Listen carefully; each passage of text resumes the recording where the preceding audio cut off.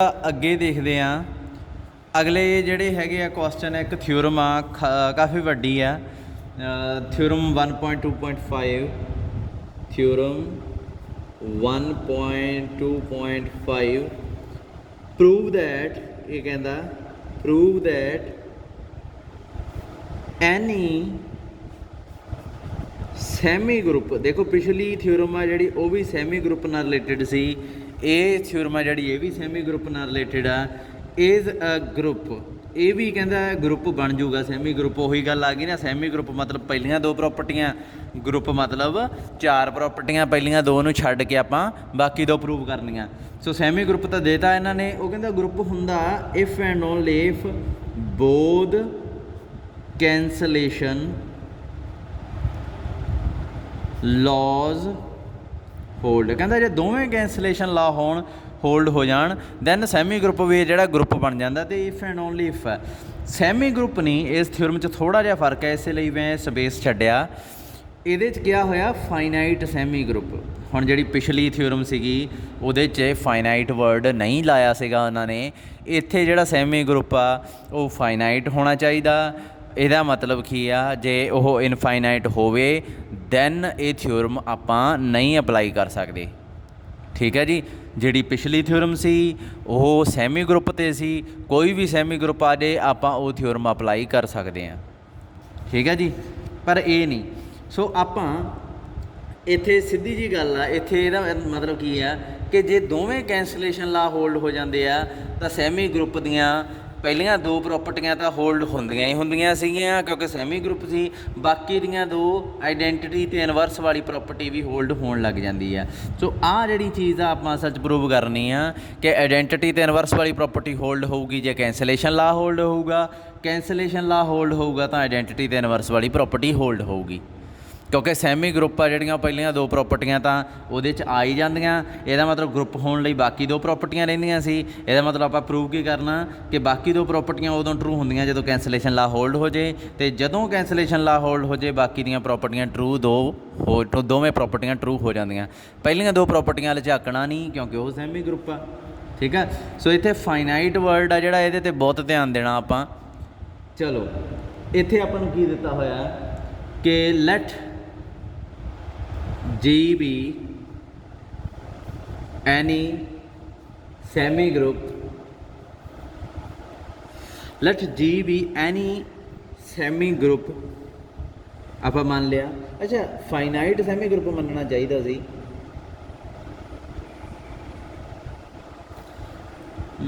ਚਲੋ ਦੇਖਦੇ ਹਾਂ। ਸੈਮੀ ਗਰੁੱਪ ਮੰਨ ਲਿਆ ਦੈਨ ਵੈਸੇ ਪਤਾ ਕੀ ਹੈ, ਜਿੱਥੇ ਫਾਈਨਾਈਟ ਚਲੋ ਮੰਨ ਲਓ ਫਾਈਨਾਈਟ ਸੈਮੀ ਗਰੁੱਪ ਇਹ ਤਾਂ ਹੈਗਾ ਹੀ ਆ, ਇਹ ਤਾਂ ਦੋਵਾਂ ਕੇਸ 'ਚ ਰਹਿਣਾ। ਇਹ ਲੈਟ ਆਪਾਂ ਮੰਨ ਲੈਂਦੇ ਹੁਣ ਗਰੁੱਪ ਆ। ਲੈਟ ਜੀ ਬੀ ਅ ਗਰੁੱਪ ਆਪਾਂ ਮੰਨ ਲਿਆ ਵੀ ਇਹ ਗਰੁੱਪ ਵੀ ਹੈਗਾ। ਟੂ ਪ੍ਰੂਵ ਕੀ ਕਰਨਾ ਕਿ ਦੋਵੇਂ ਕੈਂਸਲੇਸ਼ਨ ਲਾ ਹੋਲਡ ਹੁੰਦੇ ਆ। ਬੋਥ ਕੈਂਸਲੇਸ਼ਨ ਲਾਜ਼ ਹੋਲਡ। ਇਹ ਚੀਜ਼ ਆਪਾਂ ਸ਼ੋ ਕਰਨੀ ਹੈ। ਪਰ ਇਹ ਤਾਂ ਆਪਾਂ ਕੀਤੀ ਹੈ ਕਿ ਜੀ ਜਦੋਂ ਗਰੁੱਪ ਹੋਵੇ ਉਹਦੇ ਦੋਵੇਂ ਕੈਂਸਲੇਸ਼ਨ ਲਾ ਹੋਲਡ ਹੁੰਦੇ ਆ, ਅਤੇ ਆਪਾਂ ਪ੍ਰੂਵ ਵੀ ਕੀਤਾ ਹੋਇਆ ਹੈ।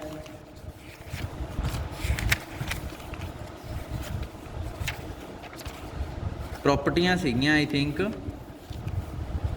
ਗਰੁੱਪ ਦੀਆਂ, ਜੇ ਮਿਲ ਜਾਣ ਤਾਂ ਮੈਂ ਤੁਹਾਨੂੰ ਦਿਖਾ ਦਿੰਦਾ। ਕੈਂਸਲੇਸ਼ਨ ਲਾ ਪ੍ਰੋਪਰਟੀਜ਼ ਆਫ ਗਰੁੱਪ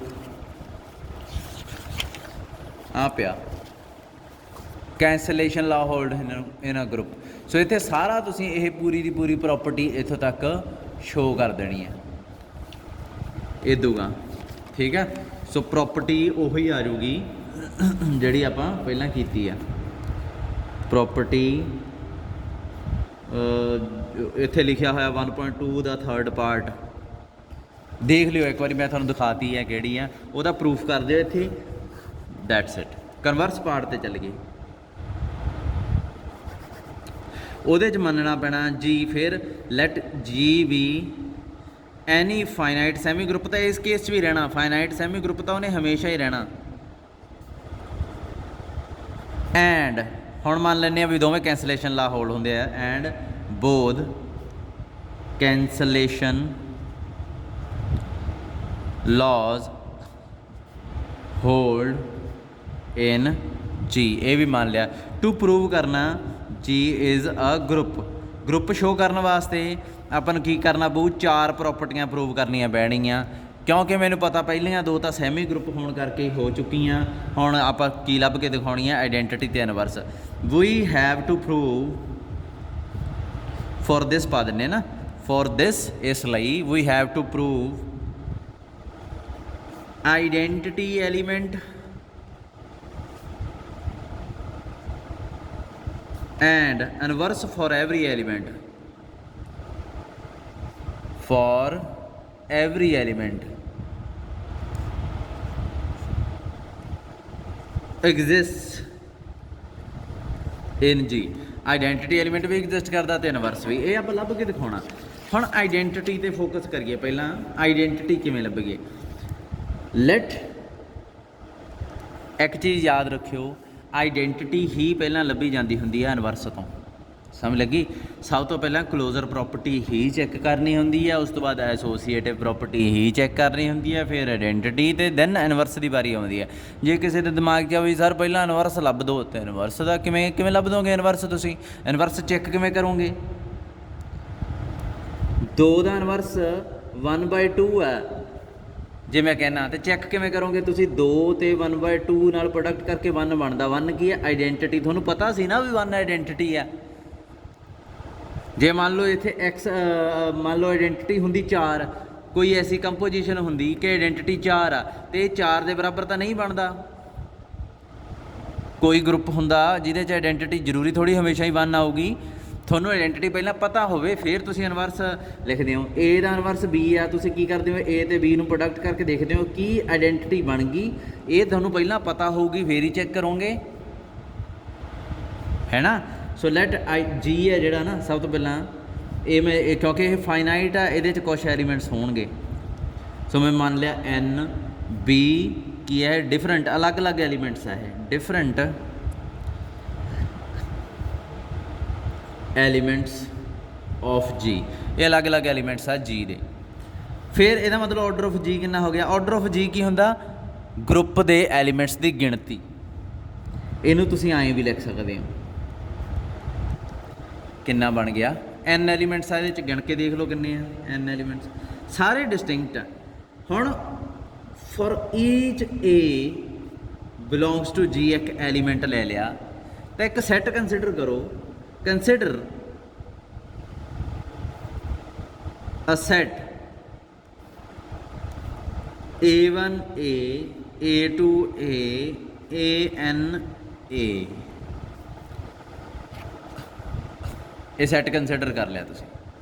ਹੁਣ ਇਹ ਕਿਵੇਂ ਕੰਸੀਡਰ ਕੀਤਾ? ਪਿੱਛੇ A1 ਐਲੀਮੈਂਟ ਹੀ ਆ, ਸਾਰਿਆਂ ਨੂੰ A ਨਾਲ ਪ੍ਰੋਡਕਟ ਕਰਤੀ। ਕਲੀਅਰਲੀ A1 ਐਲੀਮੈਂਟ ਕਿਹਦਾ? G ਦਾ, ਤੇ A ਐਲੀਮੈਂਟ ਕਿਹਦਾ ਇੱਥੇ ਮੰਨਿਆ ਹੋਇਆ? G ਦਾ। ਦੋਵਾਂ ਦੀ ਪ੍ਰੋਡਕਟ ਕਿਹਦਾ ਐਲੀਮੈਂਟ ਬਣੂਗੀ? G ਦਾ। ਸਿਮਿਲਰਲੀ A2 ਤੇ A ਐਲੀਮੈਂਟ ਕਿਹਦਾ ਬਣ ਜੂਗਾ? G ਦਾ। ਅਪ ਟੂ ਸੋਨ AN ਤੇ A ਐਲੀਮੈਂਟ ਕਿਹਦੇ ਬਣ ਜਾਣਗੇ? G ਦੇ। ਇਹ ਸਾਰੇ ਐਲੀਮੈਂਟ ਕਿਹਦੇ ਬਣ ਗਏ? G ਦੇ। S ਦਾ ਹਰੇਕ ਐਲੀਮੈਂਟ G ਦਾ ਐਲੀਮੈਂਟ ਬਣੀ ਜਾਂਦਾ, ਇਹਦਾ ਮਤਲਬ S ਕੰਟੇਨ ਕਰੂਗਾ G 'ਚ, ਠੀਕ ਹੈ। ਹੁਣ ਆਪਾਂ ਕੀ ਕਰਨਾ? S ਦੇ ਐਲੀਮੈਂਟਸ ਦੀ ਗਿਣਤੀ ਕਰਨੀ ਆ। ਤੁਸੀਂ ਕਹੋਗੇ ਸਰ ਇਹ ਤਾਂ ਬਣਦੀ ਆ N, ਮੈਂ ਕਹੂੰਗਾ ਬਈ ਕੋਈ ਜ਼ਰੂਰੀ ਨਹੀਂ। ਮੰਨ ਲਓ ਤੁਸੀਂ ਕਹੋਗੇ ਇਹ ਸਰ ਐਂ ਥੋੜ੍ਹੀ ਹੁੰਦਾ, ਇਹ ਤਾਂ N ਹੀ ਆ, ਪਰ ਇੱਕ ਪ੍ਰੋਬਲਮ ਆਉਂਦੀ ਹੈ ਨਾ ਵੀ ਕਲੋਜ਼ਰ ਪ੍ਰੋਪਰਟੀ ਲੱਗ ਗਈ ਆ, ਅਤੇ ਉਦੋਂ ਬਾਅਦ ਐਲੀਮੈਂਟ ਕਿਹੜਾ ਬਣੂਗਾ? ਮੰਨ ਲਓ A1 ਤੁਸੀਂ ਆਹ ਮੈਟ੍ਰਿਕਸ ਲੈ ਲਈ। ਹੁਣ ਜਦੋਂ ਵੀ ਤੁਹਾਡਾ ਧਿਆਨ ਇੱਧਰ ਮੈਟ੍ਰਿਕਸ 'ਚ ਜਾਂਦਾ, ਤੁਹਾਨੂੰ ਫਿਰ ਸਮਝ ਆਉਂਦੀ ਹੈ। ਜਿੰਨਾ ਟਾਈਮ ਤੁਸੀਂ A1 A ਨੂੰ ਰੀਅਲ ਨੰਬਰ ਸਮਝਦੇ ਹੋ ਨਾ, ਉਹਨਾਂ ਟਾਈਮ ਗਰੁੱਪ ਥਿਊਰੀ ਸਮਝ ਨਹੀਂ ਆਉਂਦੀ। ਇਹਨੂੰ ਮੈਟ੍ਰਿਕਸ ਦੀ ਤਰ੍ਹਾਂ ਸਮਝ ਕੇ ਦੇਖੋ। A1 ਤੇ A ਕਿੰਨਾ ਆ ਗਿਆ? ਇਹਨੂੰ ਪ੍ਰੋਡਕਟ ਕਰ ਲਓ ਦੋਹਾਂ ਨੂੰ,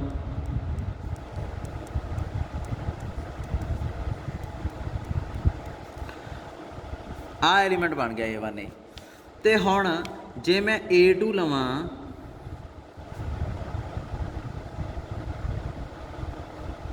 ਆਹ ਵਾਲਾ, ਤੇ A ਫਿਰ ਉਹੀ ਲੈ ਲਾਂ, ਤਾਂ ਕੀ ਆਉਂਦਾ? A2 A ਦੀ ਜਦੋਂ ਤੁਸੀਂ ਪ੍ਰੋਡਕਟ ਕਰੋਗੇ 1 0 0 0, ਇਹ ਤਾਂ ਫਿਰ ਉਹੀ ਬਣ ਗਿਆ। ਇਹਦਾ ਮਤਲਬ A1 ਅਲੱਗ ਆ, A2 ਅਲੱਗ ਆ, ਈਵਨ ਦੈਨ A1A ਤੇ A2A ਸੇਮ ਹੋ ਰਹੇ ਆ। ਕੀ ਪਤਾ ਇਹ ਦੋਵੇਂ ਆ ਜਿਹੜੇ ਐਲੀਮੈਂਟ A1 ਤੇ A2 ਅਲੱਗ-ਅਲੱਗ ਆ, ਜਦੋਂ ਪ੍ਰੋਡਕਟ ਕੀਤੀ ਹੈ ਸੇਮ ਬਣ ਗਏ ਹੋਣ। ਜੇ ਦੋਵੇਂ ਸੇਮ ਬਣ ਗਏ ਫਿਰ ਇਹਨੂੰ ਲਿਖਣ ਦਾ ਤਾਂ ਕੋਈ ਫਾਇਦਾ ਹੀ ਨਹੀਂ। ਆਪਾਂ ਸੈੱਟ 'ਚ ਇੱਕ ਵਾਰੀ ਐਲੀਮੈਂਟ ਲਿਖਦੇ ਹੁੰਦੇ ਆ, ਬਾਰ-ਬਾਰ ਐਂ ਥੋੜ੍ਹੀ ਸੈੱਟ ਲਿਖਦੇ ਹੁੰਦੇ ਆ 2 2 4। ਜੇ ਇਹੋ ਜਿਹਾ ਐਲੀਮੈਂਟ ਆ ਵੀ ਰਿਹਾ ਆਪਾਂ ਇਹਨੂੰ 2 4 ਲਿਖਾਂਗੇ, 2 ਨੂੰ ਇੱਕ ਹੀ ਵਾਰੀ ਲਿਖਾਂਗੇ, ਦੋ ਵਾਰੀ ਥੋੜ੍ਹੀ ਲਿਖਦੇ ਹਾਂ, ਤਾਂ ਸੀਕੁਐਂਸ 'ਚ ਲਿਖਦੇ ਹੁੰਦੇ ਆ। ਸੋ ਇਹ ਜੀ ਪ੍ਰੋਬਲਮ ਜੇ ਇੱਥੇ ਹੋ ਗਈ, ਆਪਾਂ ਨੂੰ ਇੱਕ ਐਲੀਮੈਂਟ ਕੱਟਣਾ ਪੈਣਾ। ਫਿਰ ਇਹਦੇ 'ਚ ਐਲੀਮੈਂਟਸ ਕਿੰਨੇ ਰਹਿ ਜਾਣਗੇ? n-1। ਪਰ ਹੋ ਸਕਦਾ ਕਿੰਨੇ ਕੁ ਐਲੀਮੈਂਟ ਆਈ ਪਏ ਹੋਣ ਇਹਦੇ 'ਚ। ਇਹ ਵੀ ਹੋ ਸਕਦਾ ਇਹਦੇ 'ਚ ਇੱਕ ਹੀ ਐਲੀਮੈਂਟ ਹੋਵੇ, ਸਾਰੇ ਇੱਕ ਦੂਜੇ ਦੇ ਬਰਾਬਰ ਹੀ ਬਣ ਜਾਣ ਪ੍ਰੋਡਕਟ ਕਰਨ ਤੋਂ ਬਾਅਦ। ਸੋ ਇਹ ਕਿਵੇਂ ਪਤਾ ਲੱਗੂਗਾ? ਇਹ ਕਿਵੇਂ ਪਤਾ ਲੱਗੂਗਾ ਵੀ ਇਹੋ ਜਿਹਾ ਕੁਛ ਨਹੀਂ ਹੋ ਰਿਹਾ? ਇਹ ਆਪਾਂ ਚੈੱਕ ਕਰਦੇ ਹਾਂ। ਆਹ ਵਿੱਚ ਨਹੀਂ ਸ਼ਾਮਲ ਕਰਨੀ, ਇਹ ਐਗਜ਼ਾਮਪਲ ਹੀ ਸੀਗੀ। ਮੈਂ ਚੈੱਕ ਕਰਨਾ, ਵੈਸੇ ਦੇਖਣ 'ਚ ਲੱਗਦਾ ਵੀ ਐਸ ਦੇ ਐਲੀਮੈਂਟਸ ਆ ਜਿਹੜੇ ਉਹ n ਹੀ ਆ, ਪਰ n ਹੋਣ ਨਾ ਹੋਣ ਆਪਾਂ ਨੂੰ ਪਤਾ ਨਹੀਂ। ਦੇਖੋ ਇਹ ਕਿਵੇਂ ਚੈੱਕ ਕਰੀਏ? ਇਹਦੇ ਐਲੀਮੈਂਟਸ ਆ ਨਾ ਜਿਹੜੇ, ਇਹ ਦੇਖਣ 'ਚ ਲੱਗਦਾ 1 2 3 ਅਪ ਟੂ ਸੋਨ ਇਹ n ਆ, ਪਰ ਇਹ ਇਕੁਅਲ ਵੀ ਹੋ ਸਕਦੇ ਆ। ਹੁਣ ਮੈਂ ਦੇਖਣਾ ਵੀ ਇਹ ਕਹਿੰਦਾ ਫਰਦਰ, ਇੱਕ ਲਾਈਨ ਲਿਖਣ ਲੱਗਾ ਮੈਂ, further all the elements of S are different। ਇਹ ਅਲੱਗ-ਅਲੱਗ ਆ ਕਹਿੰਦਾ ਇਸ ਚੀਜ਼ ਨੂੰ S ਦੇ ਕਹਿੰਦਾ ਸਾਰੇ ਐਲੀਮੈਂਟ ਅਲੱਗ ਆ। ਹੁਣ ਇਹਨੂੰ ਕਿਵੇਂ ਪਤਾ ਲੱਗਿਆ? ਇਹ ਕਹਿੰਦਾ ਮੈਂ ਕਲੀਅਰ ਕਰ ਦਿੰਦਾ। ਕਹਿੰਦਾ ਫॉर ਇਟ, ਕਹਿੰਦਾ ਲੈਟ, ਕਹਿੰਦਾ ਤੁਸੀਂ ਮੰਨ ਕੇ ਦੇਖੋ ਵੀ ਦੋ ਐਲੀਮੈਂਟ ਇਹਦੇ ਇਕੁਅਲ ਆ। ਹੁਣ ਆਪਾਂ ਕਹਾਂਗੇ ਵੀ I ਤੇ J ਦਾ ਹਿਸਾਬ ਨਹੀਂ ਸਮਝ ਆਉਂਦਾ। ਮੈਂ ਤਾਂ ਇੱਥੇ A1A ਤੇ A2A ਰੱਖਿਆ ਸੀ ਤੇ ਬਰਾਬਰ ਰੱਖ ਕੇ ਦੇਖਿਆ ਸੀ, ਠੀਕ ਹੈ। ਤੇ ਹੈ ਨਾ, ਇੱਥੇ I ਦੀ ਜਗ੍ਹਾ 'ਤੇ 1 ਆ, J ਦੀ ਜਗ੍ਹਾ 'ਤੇ 2 ਆ। ਸੋ ਇੱਥੇ 1 ਤੇ 2 ਬਰਾਬਰ ਨਹੀਂ ਹੁੰਦੇ। ਸੋ ਇੱਥੇ ਮੈਂ ਕੰਡੀਸ਼ਨ ਪਾਤੀ ਵੀ I ਤੇ J ਵੀ ਬਰਾਬਰ ਨਹੀਂ ਹੈਗੇ। ਹੁਣ ਅਗਲੇ ਸਟੈਪ 'ਚ ਤੁਸੀਂ ਕੀ ਕਰੋਗੇ? Cancellation law, hold in G as AI AJ and A belongs to G and ਇਹ ਸਾਰੇ G ਦੇ ਹੀ ਐਲੀਮੈਂਟ ਆ ਨਾ। ਅਲਟੀਮੇਟਲੀ ਸੋਰਸ ਤਾਂ G ਆ ਨਾ। AI ਆ ਜਿਹੜੇ, ਦੇਖੋ A1 A2, ਇੱਥੇ ਕਿਤੇ AI ਵੀ ਪਿਆ ਹੋਣਾ, ਇੱਥੇ ਕਿਤੇ AJ ਵੀ ਪਿਆ ਹੋਣਾ। A ਤਾਂ ਮੈਂ ਕਲੀਅਰ ਕੱਟ ਹੀ G 'ਚੋਂ ਲਿਆ। ਹੁਣ ਤੁਸੀਂ ਕਹੋਗੇ A ਕਿਹੜਾ? A ਤਾਂ ਇਹਦੇ 'ਚ ਦੇਖ ਹੀ ਨਹੀਂ ਰਿਹਾ ਰਾਜੇ। ਹੋ ਸਕਦਾ A ਕੁਛ A1 ਦੇ ਬਰਾਬਰ ਹੋਵੇ, ਹੋ ਸਕਦਾ A A2 ਦੇ ਬਰਾਬਰ ਹੋਵੇ, ਹੋ ਸਕਦਾ A AN ਦੇ ਬਰਾਬਰ ਹੋਵੇ। ਇਹਨਾਂ 'ਚੋਂ ਕੋਈ ਵੀ ਇੱਕ ਹੋ ਸਕਦਾ। AI AJ ਵੀ ਇਹਦੇ 'ਚੋਂ ਹੀ ਲਏ ਹੋਏ ਆ। And cancellation law hold in G, ਉਹਦੇ 'ਚ ਹੋਲਡ ਹੁੰਦਾ। ਸੋ ਇੱਥੇ ਮੈਂ ਕੀ ਕਰੂੰਗਾ? A ਨਾਲ A ਕੱਟ ਦੂੰਗਾ। ਦੈਨ ਕੀ ਹੋਊਗਾ? ਦੇਅਰਫੋਰ AI ਤਾਂ AJ ਦੇ ਬਰਾਬਰ ਹੋ ਗਿਆ।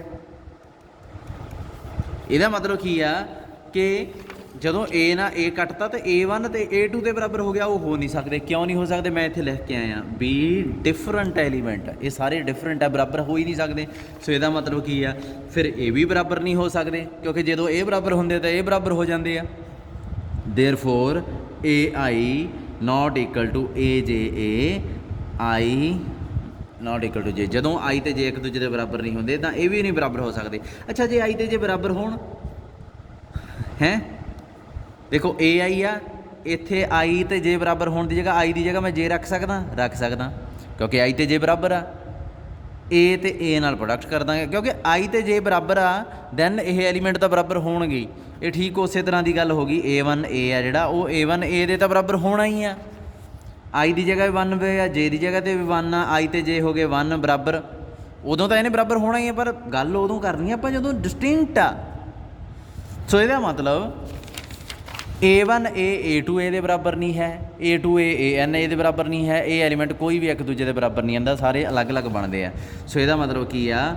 ਇਸ 'ਚ ਕਿੰਨੇ ਐਲੀਮੈਂਟ ਹੋਣਗੇ? ਫਿਰ N ਹੀ ਐਲੀਮੈਂਟ ਆ। ਸਮਝ ਲੱਗੀ? ਰਿਪੀਟ ਕਰਕੇ ਦੇਖ ਲਿਓ ਵੀਡੀਓ, ਦੁਬਾਰਾ ਦੇਖ ਲਿਓ ਜੇ ਨਹੀਂ ਸਮਝ ਲੱਗੀ। ਹੁਣ ਤੁਹਾਡੇ ਦਿਮਾਗ 'ਚ ਇੱਕ ਚੀਜ਼ ਆਉਣੀ ਚਾਹੀਦੀ ਆ ਵੀ ਫਿਰ ਇੱਥੇ ਕਿਵੇਂ ਬਰਾਬਰ ਹੋ ਗਏ ਸੀ? ਆਹ ਐਗਜ਼ਾਮਪਲ 'ਚ ਰਾਜੇ ਇੱਥੇ ਕੰਪੋਜੀਸ਼ਨ ਕਿਹੜੀ ਲਾਈ ਆ? ਮੈਂ ਮਲਟੀਪਲੀਕੇਸ਼ਨ, ਮੈਟ੍ਰਿਕਸ ਮਲਟੀਪਲੀਕੇਸ਼ਨ, ਹੈ ਨਾ। ਐਲੀਮੈਂਟ ਕਿਹਦੇ ਆ?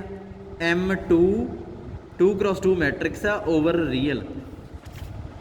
ਕੌਮਾ ਪਾ ਕੇ ਇੱਥੇ ਮੈਟ੍ਰਿਕਸ ਮਲਟੀਪਲੀਕੇਸ਼ਨ ਲਾ ਲਓ। ਇਹ ਗਰੁੱਪ ਹੁੰਦਾ ਹੀ ਨਹੀਂ, ਇਹ ਤਾਂ ਬਰਾਬਰ ਹੋਏ ਆ। ਸਮਝ ਲਿਆ? ਇਹ ਗਰੁੱਪ ਹੁੰਦਾ ਹੀ ਨਹੀਂ, ਇਹ ਅੰਡਰ ਐਡੀਸ਼ਨ ਗਰੁੱਪ ਬਣਦਾ। ਮਲਟੀਪਲੀਕੇਸ਼ਨ ਦੇ ਅੰਡਰ ਇਹ ਗਰੁੱਪ ਹੀ ਨਹੀਂ ਬਣਦਾ, ਤਾਂ ਇੱਥੇ ਬਰਾਬਰ ਹੋਣ ਲੱਗ ਗਏ ਸੀਗੇ ਐਲੀਮੈਂਟ, ਅਦਰਵਾਈਜ਼ ਇਹ ਬਰਾਬਰ ਹੁੰਦੇ ਹੀ ਨਹੀਂ ਹੁੰਦੇ। ਚਲੋ ਅੱਗੇ ਚੱਲੀਏ। ਐਸ 'ਚ ਐਲੀਮੈਂਟ ਕਿੰਨੇ ਆ? ਐਨ। ਅਤੇ ਜੀ 'ਚ ਐਲੀਮੈਂਟ ਕਿੰਨੇ ਆ? ਉਹਦੇ 'ਚ ਵੀ ਐਨ। ਦੂਸਰਾ ਇੱਕ ਹੋਰ ਆ ਕਿ ਐਸ ਜੀ 'ਚ ਕੰਟੇਨ ਹੋ ਰਿਹਾ। ਰਾਜੇ ਇਹ ਕਿਵੇਂ ਹੋ ਸਕਦਾ? ਆਪਾਂ ਸੈੱਟ ਥਿਊਰੀ ਦੀ ਇੱਕ ਪ੍ਰੋਪਰਟੀ ਪੜ੍ਹੀ ਸੀ ਕਿ ਏ ਜੇ ਬੀ ਦਾ ਸਬਸੈਟ ਹੋਵੇ, ਏ 'ਚ ਐਲੀਮੈਂਟ ਬੀ 'ਚ ਐਲੀਮੈਂਟ ਦੇ ਬਰਾਬਰ ਹੋਣ ਤਾਂ A is equal to B ਹੋ ਜਾਂਦਾ। ਇਹਦਾ ਮਤਲਬ ਕੀ ਹੋ ਗਿਆ? ਐਸ ਇਜ਼ ਇਕੁਅਲ ਟੂ ਜੀ ਹੋਊਗਾ। ਠੀਕ ਹੈ।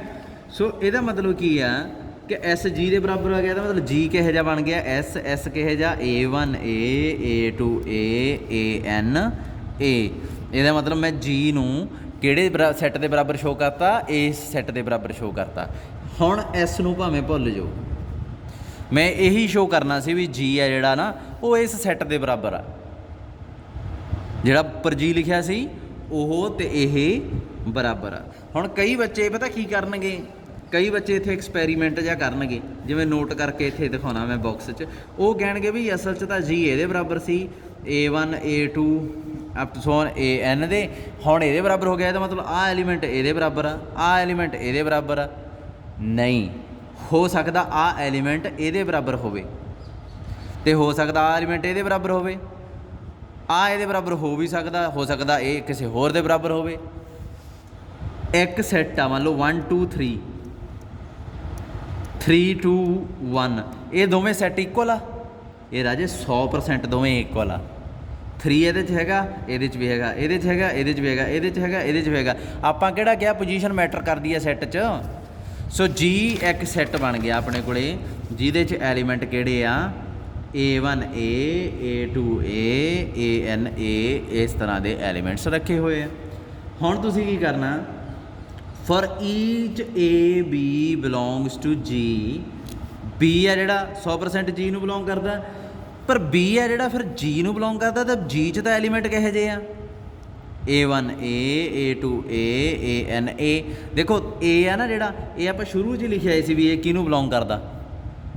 ਆਹ ਦੇਖੋ, for each A belongs to G, A ਤਾਂ ਇੱਥੇ ਚੁਣ ਲਿਆ ਸੀ, ਹੁਣ ਮੈਂ B ਚੁਣਿਆ ਇੱਥੇ, ਹੈ ਨਾ। ਭਾਵੇਂ A ਨਾ ਹੀ ਲਿਖੋ ਕਿਉਂਕਿ A ਦਾ ਤਾਂ ਆਪਾਂ ਨੂੰ ਪਤਾ ਹੀ ਆ ਵੀ ਕਿਹਨੂੰ ਬਿਲੋਂਗ ਕਰਦਾ, ਸ਼ੁਰੂ 'ਚ ਹੀ ਲਿਖਤਾ ਸੀ।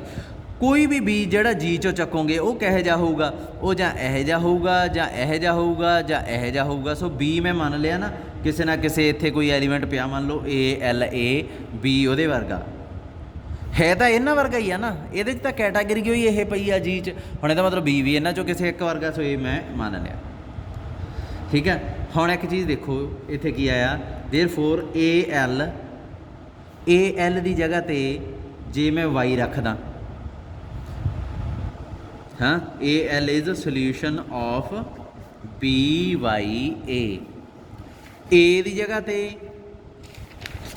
ਕੋਈ ਵੀ ਐਲੀਮੈਂਟ ਲੈ ਸਕਦੇ ਹੋ ਕਿਉਂਕਿ ਮੈਂ ਫॉर ਈਚ A ਲਿਖਿਆ ਹੋਇਆ। B ਦੀ ਜਗ੍ਹਾ 'ਤੇ ਕੋਈ ਵੀ ਐਲੀਮੈਂਟ ਲੈ ਸਕਦੇ ਹੋ ਕਿਉਂਕਿ ਮੈਂ ਫॉर ਈਚ B ਲਿਖਿਆ ਹੋਇਆ। ਅਤੇ ਆਪਾਂ ਨੂੰ ਇੱਕ ਸੋਲਿਊਸ਼ਨ ਇੱਥੇ ਮਿਲ ਗਿਆ ਇਹਨਾਂ ਦਾ। ਠੀਕ ਹੈ। AL is solution of this equation. Consider ਕਰ ਲਓ ਹੁਣ ਫੇਰ,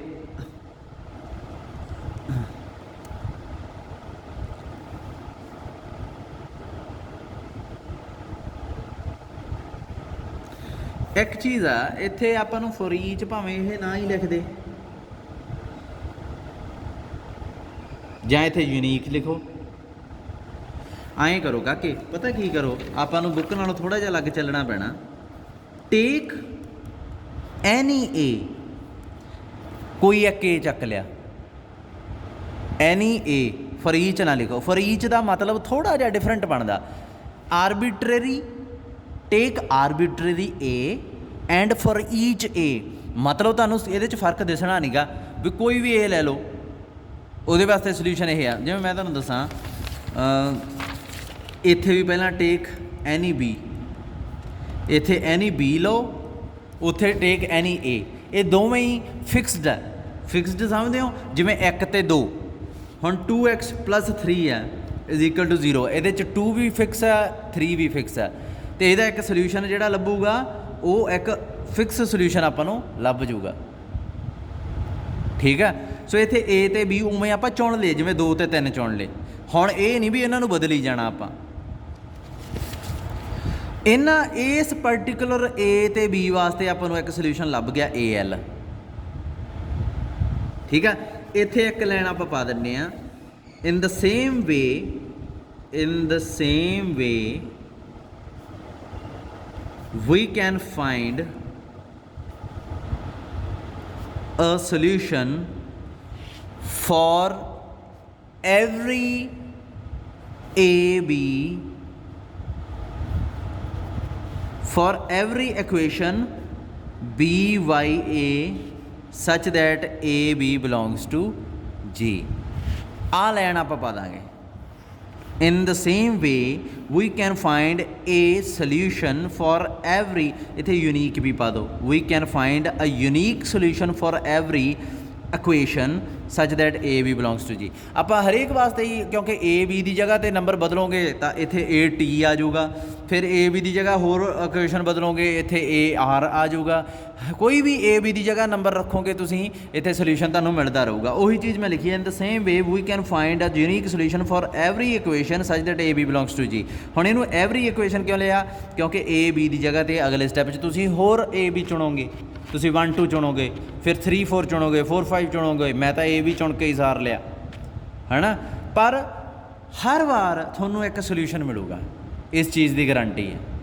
ਕਿਉਂ? ਕਿਉਂਕਿ ਇਸ ਕੇਸ 'ਚ ਵੀ A B ਨਾਲ ਕੋਈ ਆਪਣੀ ਰਿਸ਼ਤੇਦਾਰੀ ਥੋੜ੍ਹੀ ਸੀਗੀ, A ਵੀ ਐਵੇਂ ਹੀ ਚੱਕ ਲਿਆ, B ਵੀ ਐਵੇਂ ਹੀ ਚੱਕ ਲਿਆ ਅਤੇ ਸੋਲਿਊਸ਼ਨ ਮਿਲ ਗਿਆ, ਕੋਈ ਰਿਸ਼ਤੇਦਾਰੀ ਥੋੜ੍ਹੀ ਸੀਗੀ ਇਹਨਾਂ ਨਾਲ। ਸੋ ਜੇ A B ਦੇ ਵਾਸਤੇ ਸੋਲਿਊਸ਼ਨ ਮਿਲ ਗਿਆ, A B ਦੀ ਜਗ੍ਹਾ ਜੋ ਮਰਜ਼ੀ ਲਿਖੀ ਚੱਲੋ, for every A B belongs to G, ਆਪਣੇ ਕੋਲ ਸੋਲਿਊਸ਼ਨ ਹੋਊਗਾ। ਇਹ ਪਿਛਲੀ ਥਿਓਰਮ ਵਰਤਣ ਲੱਗਾ ਮੈਂ। ਨਾਓ consider set, another set T A1 A2। ਹੁਣ A ਨੂੰ ਦੂਸਰੇ ਪਾਸੇ ਰੱਖ ਲਿਆ। ਹੁਣ ਇੱਕ ਚੀਜ਼ ਯਾਦ ਰੱਖਿਓ, ਇਹ ਉਹੀ A ਆ ਜਿਹੜਾ ਆਪਾਂ ਲਿਆ ਹੋਇਆ ਅਤੇ ਜਿਹੜਾ ਫਿਕਸਡ ਆ। ਦੂਜੇ ਪਾਸੇ ਘੁਮਾਉਣ ਲੱਗਾ ਹੁਣ ਮੈਂ ਕਲੀਅਰਲੀ, ਇਹ ਮੈਂ ਦੁਬਾਰਾ ਨਹੀਂ ਲਿਖਦਾ, T ਬਿਲੋਂਗਸ ਟੂ G। ਇਹ ਹੁਣ ਤੁਹਾਨੂੰ ਕਲੀਅਰ ਆ, ਕਿਉਂਕਿ ਇਹ ਕਲੋਜ਼ਰ ਪ੍ਰੋਪਰਟੀ ਹੋਲਡ ਹੁੰਦੀ ਹੈ, ਸਾਰੇ ਐਲੀਮੈਂਟ G ਦੇ ਹੀ ਹੋਣਗੇ। And all elements of T are different। ਇਹਦਾ ਮਤਲਬ ਕੀ ਹੈ, that is for it, ਉਵੇਂ ਫਿਰ ਉਹਨੇ ਫੇਰ ਲਿਖਤਾ, ਕਹਿੰਦਾ for it। ਇਹਦੇ ਵਾਸਤੇ ਆਪਾਂ ਕੀ ਕਰਦੇ ਹਾਂ, ਮੰਨ ਲੈਂਦੇ ਹਾਂ ਵੀ ਇਹਦੇ 2 ਐਲੀਮੈਂਟ ਇਕੁਅਲ ਆ। ਸੋ 2 ਐਲੀਮੈਂਟ ਮੈਂ ਇਕੁਅਲ ਮੰਨ ਲਏ, A I A J, ਪਰ ਸ਼ਰਤ ਇਹ ਆ ਵੀ I ਅਤੇ J ਇੱਕ ਦੂਜੇ ਦੇ ਬਰਾਬਰ ਨਹੀਂ ਹੋਣੇ ਚਾਹੀਦੇ।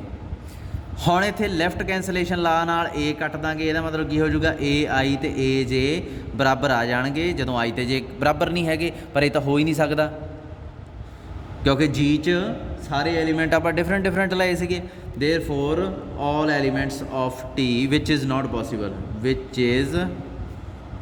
ਪੋਸੀਬਲ, ਸੋ ਇਹਦਾ ਮਤਲਬ all elements of T are different, ਸਾਰੇ ਐਲੀਮੈਂਟ T ਦੇ ਕੀ ਆ, ਡਿਫਰੈਂਟ ਆ। ਇਹਦਾ ਮਤਲਬ T ਦਾ ਆਰਡਰ ਆ, ਆਰਡਰ ਲਿਖ ਲਓ ਚਾਹੇ ਦੂਜੋਂ, ਅਤੇ G ਦਾ ਆਰਡਰ ਹੋ ਗਿਆ N ਸੇਮ, T G ਦਾ ਹੋ ਗਿਆ ਸਬਸੈਟ। ਇਹਦਾ ਮਤਲਬ G ਇਜ਼ ਇਕੁਅਲ ਟੂ ਕੀ ਹੋ ਗਿਆ, T, ਅਤੇ ਕੀ ਕਿਹਦੇ ਬਰਾਬਰ ਆ ਜਾਏਗਾ ਇਹ, AA1 AA2 AAN। ਠੀਕ ਆ, ਹੁਣ ਐਲੀਮੈਂਟ ਲਓ ਫਿਰ, ਨਾਓ ਟੇਕ, ਫਿਰ B ਉਹੀ ਚੁਣ ਲਿਆ, B belongs to G, G ਇਹਦੇ ਬਰਾਬਰ ਆ। ਸੋ B ਆ ਜਿਹੜਾ ਜਦੋਂ ਇਹਨੂੰ ਬਿਲੋਂਗ ਕਰੂਗਾ ਉਹ ਜਾਂ ਇਹਦੇ ਬਰਾਬਰ ਹੋਊਗਾ ਜਾਂ ਇਹਦੇ ਹੈ ਨਾ। ਮੈਂ ਮੰਨ ਲਿਆ ਇੱਥੇ ਕੋਈ ਨਾ ਇੱਕ ਐਲੀਮੈਂਟ ਜਾਂ ਪਿਆ B ਉਹਦੇ ਬਰਾਬਰ ਆ, ਸੋ ਮੈਂ ਮੰਨ ਲਿਆ B AK ਇਹਦੇ ਬਰਾਬਰ ਹੋਊਗਾ। ਹੁਣ AK ਦੀ ਜਗ੍ਹਾ 'ਤੇ ਮੈਂ ਕਰਨ ਲੱਗਾ X ਲੈਟ। ਇਹ ਪਿਛਲਾ ਸਟੈਪ ਵੀ ਮੈਂ ਥੋੜ੍ਹਾ ਜਿਹਾ ਕਲੀਅਰ ਕਰਨ ਵਾਲਾ ਰਹਿ ਗਿਆ, ਕਿੱਧਰ ਗਿਆ, ਆਹ ਦੇਖੋ AL ਇਹਦਾ ਸੋਲਿਊਸ਼ਨ ਹੋਊਗਾ। ਮੈਂ ਇੱਥੇ ਐਕਸਪਲੇਨ ਕਰਨਾ ਭੁੱਲ ਗਿਆ, ਆਪਣੇ ਕੋਲ B is equal to AL A ਆ ਗਿਆ ਸੀਗਾ, ਮੈਂ ਇੱਥੇ ਲਿਖਤਾ ਸੀ ਅਗਲੇ ਸਟੈਪ 'ਚ AL is the solution of this equation. ਜੇ ਮੈਂ ਕਹਾਂ Y ਦੀ ਜਗ੍ਹਾ 'ਤੇ AL ਪੁੱਟ ਕਰੋ, ਸੈਟਿਸਫਾਈ ਕਰਦਾ, ਤੁਸੀਂ ਕੀ ਕਰੋਗੇ, ਤੁਸੀਂ ਕਹੋਗੇ ਸਰ ਆਹ ਬਣ ਗਿਆ। ਮੈਂ ਕਹੂੰਗਾ ਹਾਂ ਇਹਦਾ ਟਰੂ ਆ, ਦਿਸ ਇਜ਼ ਟਰੂ, ਆਪਾਂ ਉੱਪਰ ਹੀ ਲਿਖ ਕੇ ਆਏ ਹਾਂ, ਸੋ ਇਹਦਾ ਮਤਲਬ ਸੈਟਿਸਫਾਈ ਕਰਦਾ। ਇਹਦਾ ਮਤਲਬ AL is solution of this, bus AL ਦੀ ਜਗ੍ਹਾ 'ਤੇ ਆਪਾਂ Y ਕਰਤਾ। ठीक है। सो एल इस इक्वेशन का सोल्यूशन होगा। इन द सेम वे हुण ए के की जगह पर मैं वाई तो नहीं कर सकता, एक्स कर देना। लैट क्लीयरली इत्थे लिख लेना A K is solution of किहदा सोल्यूशन आ जाऊगा, बी ए एक्स का। इन द सेम वे फिर in the same way we can find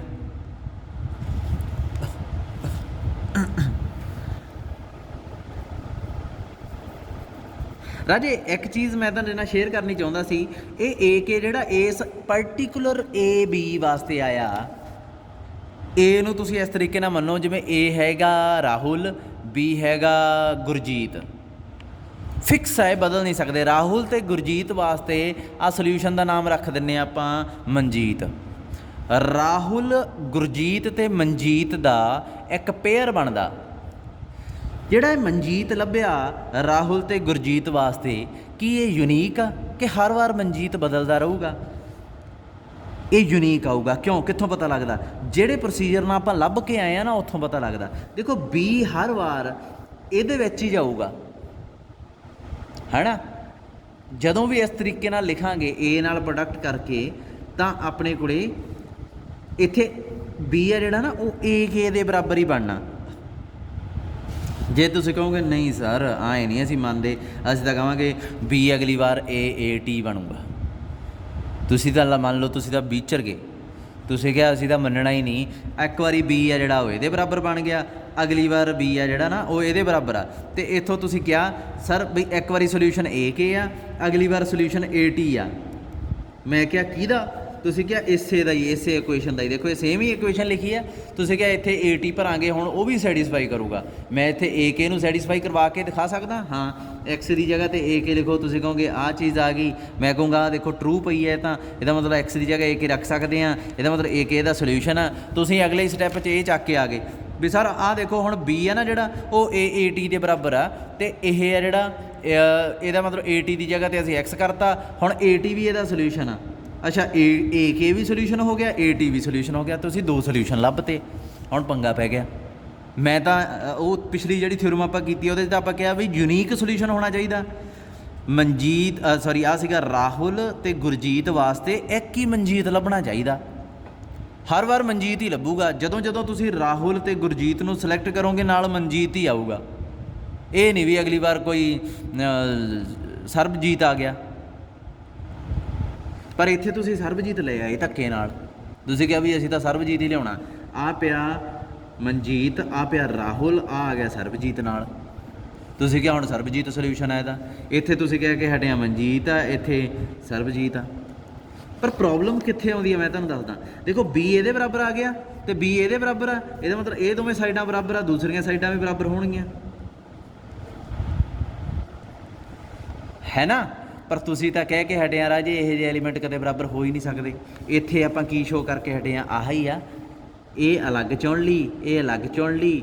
ਇੱਥੇ ਆਪਾਂ ਬਰਾਬਰ ਮੰਨਿਆ ਸੀ, ਉੱਥੋਂ ਮੰਨਿਆ ਤਾਂ ਕੀ ਹੋ ਗਿਆ, ਕੰਟਰਾਡਿਕਸ਼ਨ ਆ ਗਈ। ਕਿਉਂਕਿ ਜਦੋਂ ਇਹ ਬਰਾਬਰ ਹੁੰਦੇ ਆ ਏ ਆਈ ਏ ਜੇ ਵੀ ਬਰਾਬਰ ਹੋ ਜਾਂਦੇ ਆ। ਉਸੇ ਸੈਂਸ 'ਚ ਮੈਂ ਕਹੂੰਗਾ ਕਿ ਜਦੋਂ ਇਹ ਦੋਵੇਂ ਬਰਾਬਰ ਹੋਣਗੇ, ਏ ਨਾਲ ਏ ਕੱਟ ਕੇ ਏ ਟੀ ਅਤੇ ਏ ਕੇ ਵੀ ਬਰਾਬਰ ਹੋ ਜਾਣਗੇ। ਇਹ ਬਰਾਬਰ ਹੋ ਨਹੀਂ ਸਕਦੇ ਕਿਉਂਕਿ ਟੀ ਅਤੇ ਕੇ ਆਪਾਂ ਅਲੱਗ ਅਲੱਗ ਚੁਣੇ ਹੋਏ ਆ। ਤਾਂ ਹੀ ਰੌਲਾ ਪਿਆ ਨਾ, ਟੀ ਹੀ ਅਲੱਗ ਦਾ ਹੋਊਗਾ ਨਾ, ਟੀ ਅਲੱਗ ਦਾ ਹੋਊਗਾ ਤਾਂ ਹੀ ਏ ਟੀ ਏ ਕੇ ਤੋਂ ਅਲੱਗ ਦਾ ਬਣਿਆ। ਕੇ ਕੁਛ 2 ਹੋਊਗਾ, ਏ ਕੇ ਏ 2 ਬਣ ਜੂਗਾ, ਏ ਟੀ ਏ 1 ਬਣ ਜੂਗਾ। ਤਾਂ ਹੀ ਰੌਲਾ ਪਿਆ, ਤਾਂ ਹੀ ਤੁਸੀਂ ਕਿਹਾ ਵੀ ਸਾਡੇ ਕੋਲ ਅਲੱਗ ਸੋਲਿਊਸ਼ਨ ਆ ਗਏ। ਟੀ ਅਤੇ ਕੇ ਤਾਂ ਅਲੱਗ ਹੀ ਮੰਨੇ ਹੋਏ ਆਪਾਂ। ਸੋ ਇੱਥੇ ਕੀ ਹੋਇਆ, ਏ ਟੀ ਅਤੇ ਏ ਕੇ ਤੁਸੀਂ ਦੋ ਅਲੱਗ ਅਲੱਗ ਸੋਲਿਊਸ਼ਨ ਲੈ ਕੇ ਆਏ ਸੀ। ਇੱਥੋਂ ਮੈਂ ਦੋਵਾਂ ਨੂੰ ਕਹਿਤਾ ਵੀ ਬੀ ਅਤੇ ਬੀ ਤਾਂ ਬਰਾਬਰ ਆ, ਇਹਦਾ ਮਤਲਬ ਇਹ ਦੋਵੇਂ ਬਰਾਬਰ ਆ। ਇੱਥੋਂ ਬਰਾਬਰ ਰੱਖ ਕੇ ਏ ਨਾਲ ਏ ਕੱਟਿਆ ਗਿਆ, ਏ ਟੀ ਅਤੇ ਏ ਕੇ ਇਕੁਅਲ ਹੋ ਗਏ। ਉਹ ਇਕੁਅਲ ਹੋ ਨਹੀਂ ਸਕਦੇ। ਇਹਦਾ ਮਤਲਬ ਤੁਸੀਂ ਇਹ ਜਿਹੜੀ ਹੈ ਭਕਾਈ ਹੀ ਮਾਰੀ ਆ, ਕੋਈ ਏ ਟੀ ਦੂਸਰਾ ਐਗਜ਼ਿਸਟ ਹੀ ਨਹੀਂ ਕਰਦਾ। So clearly A K is unique solution of this. ਹੁਣ ਏ ਬੀ ਵਾਸਤੇ ਤਾਂ ਏ ਕੇ ਇੱਕ ਯੂਨੀਕ ਸੋਲਿਊਸ਼ਨ ਆਪਾਂ ਲੱਭਤਾ। ਆਪਾਂ ਇੱਥੇ ਲਿਖ ਦਿੰਦੇ in the same way we can find a unique solution for every equation